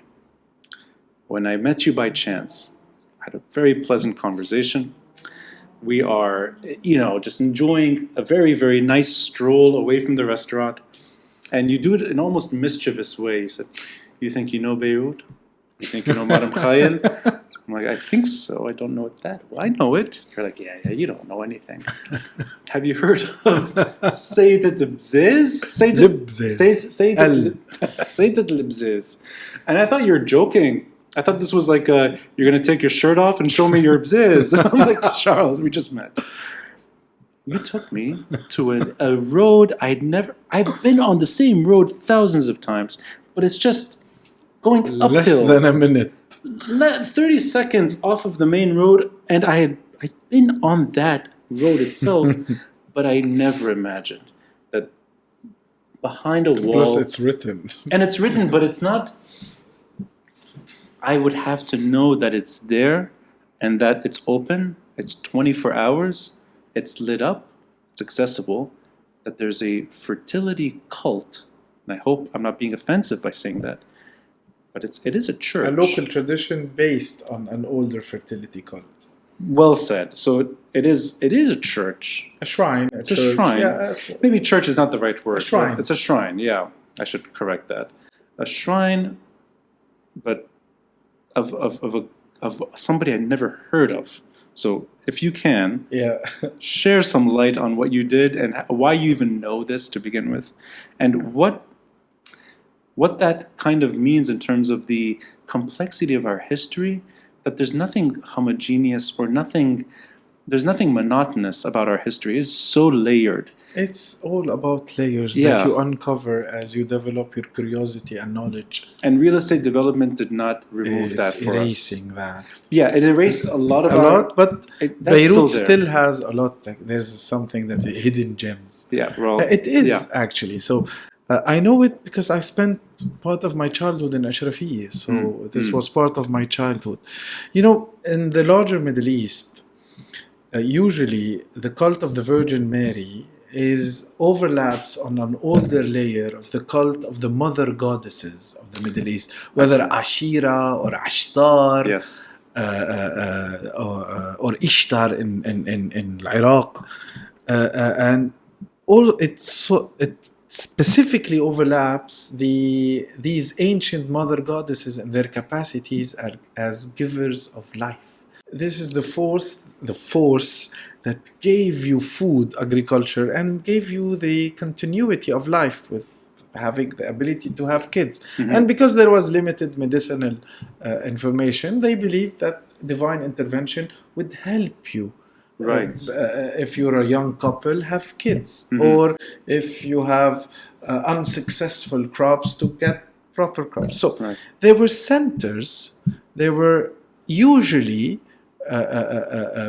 sacred points where you would pray for this mother goddess, that were small caves where you would find formation that resembles the bosom of a lady. Right. And since in this area it's mainly limestone, when water drops, it resembles droplets of milk. Right. So we don't know how, but apparently a belief that if you go and pray into these caves that are actually representative of the uterus, of the womb of the mother, I didn't even you would think go about this. and drink this sacred milk that dripples from Bzayzet or Bzez. Remember, it's not a bad word in Arabic. Right, absolutely. Yeah. You would actually be given, you first be blessed by this mother goddess and be given the ability to actually bear child. And then you would come back and give. This survived into Christianity, and this capacity was given to the Holy Virgin. And in Lebanon, in Syria and Palestine, you have churches or shrines called Saydet el Bzez or Saydet el Bzez. And the shrine of Saydet el Bzez of Beirut is in Maram Khayel. So is this something that you find common throughout the... You find it in Douma, in Bet Shabib, in South Lebanon. And what's beautiful about this site, and not saying it to be romantic or something, it was part of the shared spiritual heritage between Christians and Muslims. Oh, I see. So that I was going to ask you, has it been incorporated by one particular confession, or is it still... It's Christian. It's mainly Christian. But this is... but is it Maronite, Orthodox, Catholic, every community. Right, so you would find Saydet el Bzez Orthodox or Saydet el Bzez Maronite. Here it's an Orthodox Maronite shrine. So it's all about these communities meeting around their a shared spiritual heritage. What I loved about that, though, is that I'd never noticed. It is there. And it's a beautiful space where you go. And what's if in case some of the listeners will go and visit, pay attention on small metal offerings that we call ex voto. Ex voto. I'm giving a gift, a votive gift. Mm-hmm. They would find the shapes rather disturbing. Mm-hmm. They are legs or lungs or skulls or hearts or bosoms. Yes. Actually, these are a thank you gift. Given to Saydet el Bzez. So because not only you would go to pray for fertility, you would pray for good health. If you have a broken foot and you would be healed, you would actually offer a silver replica of your foot. Or you have headaches or cancer and you're cured, you would actually give a gift that would resemble the shape of what was healed. Oh, that's interesting. I didn't think about that. So that's why there were these different medallions. Exactly. Yeah, right. They would be kept in the altar as a symbol that it works. I'll say something. So we're past 2 hours. This could last for many more hours. And I think a lot of the listeners and viewers are probably still around. So this is the skill you have. Telling a good story, sharing your passion in ways that are very, very infectious. So I'm very honored that you joined this podcast. I'm more thrilled that we're friends, that you took me not just to Saydet el Bzez, but you've taken me on many journeys that I wouldn't have gone through otherwise. And I hope later on we can do a follow-up episode and touch on things with pleasure. Because I think this is the way to communicate history. It's the non-violent path, and it's far less... I like that you started by saying it's tyrannical, and there are many types of history that is dictatorial and wrong, and you're finding your own way, your own terms, of correcting that. And I look forward to what you have in store. I know that you've just started an independent route, and I know it's going to grow over time. I'm really excited about that. And I am going to encourage anyone who's listening or watching to go to your Heritage and Roots Instagram page and watch it, because there's hours and hours and hours of you just sharing your knowledge, and also very engaging photos of particular points in the country and the region. And it's a wealth of Lebanese history and regional history. So thank you, Charles. Thank you, Ronnie. I should say thank you to Tala Ramadan for giving us this land. Thank you, Tala Ramadan. And thank you, electricity, for not going out. Well, yes, exactly. Thank you for the gods of electricity, Saydet el Kahraba? Saydet el Kahraba, I don't know. There's no... Roni, it was my pleasure and honor to be on your podcast, and I'll be taking you soon to places that are unknown. That sounds a bit dangerous. I'll go. In Beirut. Oh, good, in Beirut. Yeah. We're not going... We're not going outside of the city. Well, I don't mind. I'd like to stick around and learn more about this city. So, thank you, Charles. شكرا يا روني. We did it. That's staying in. Aidil.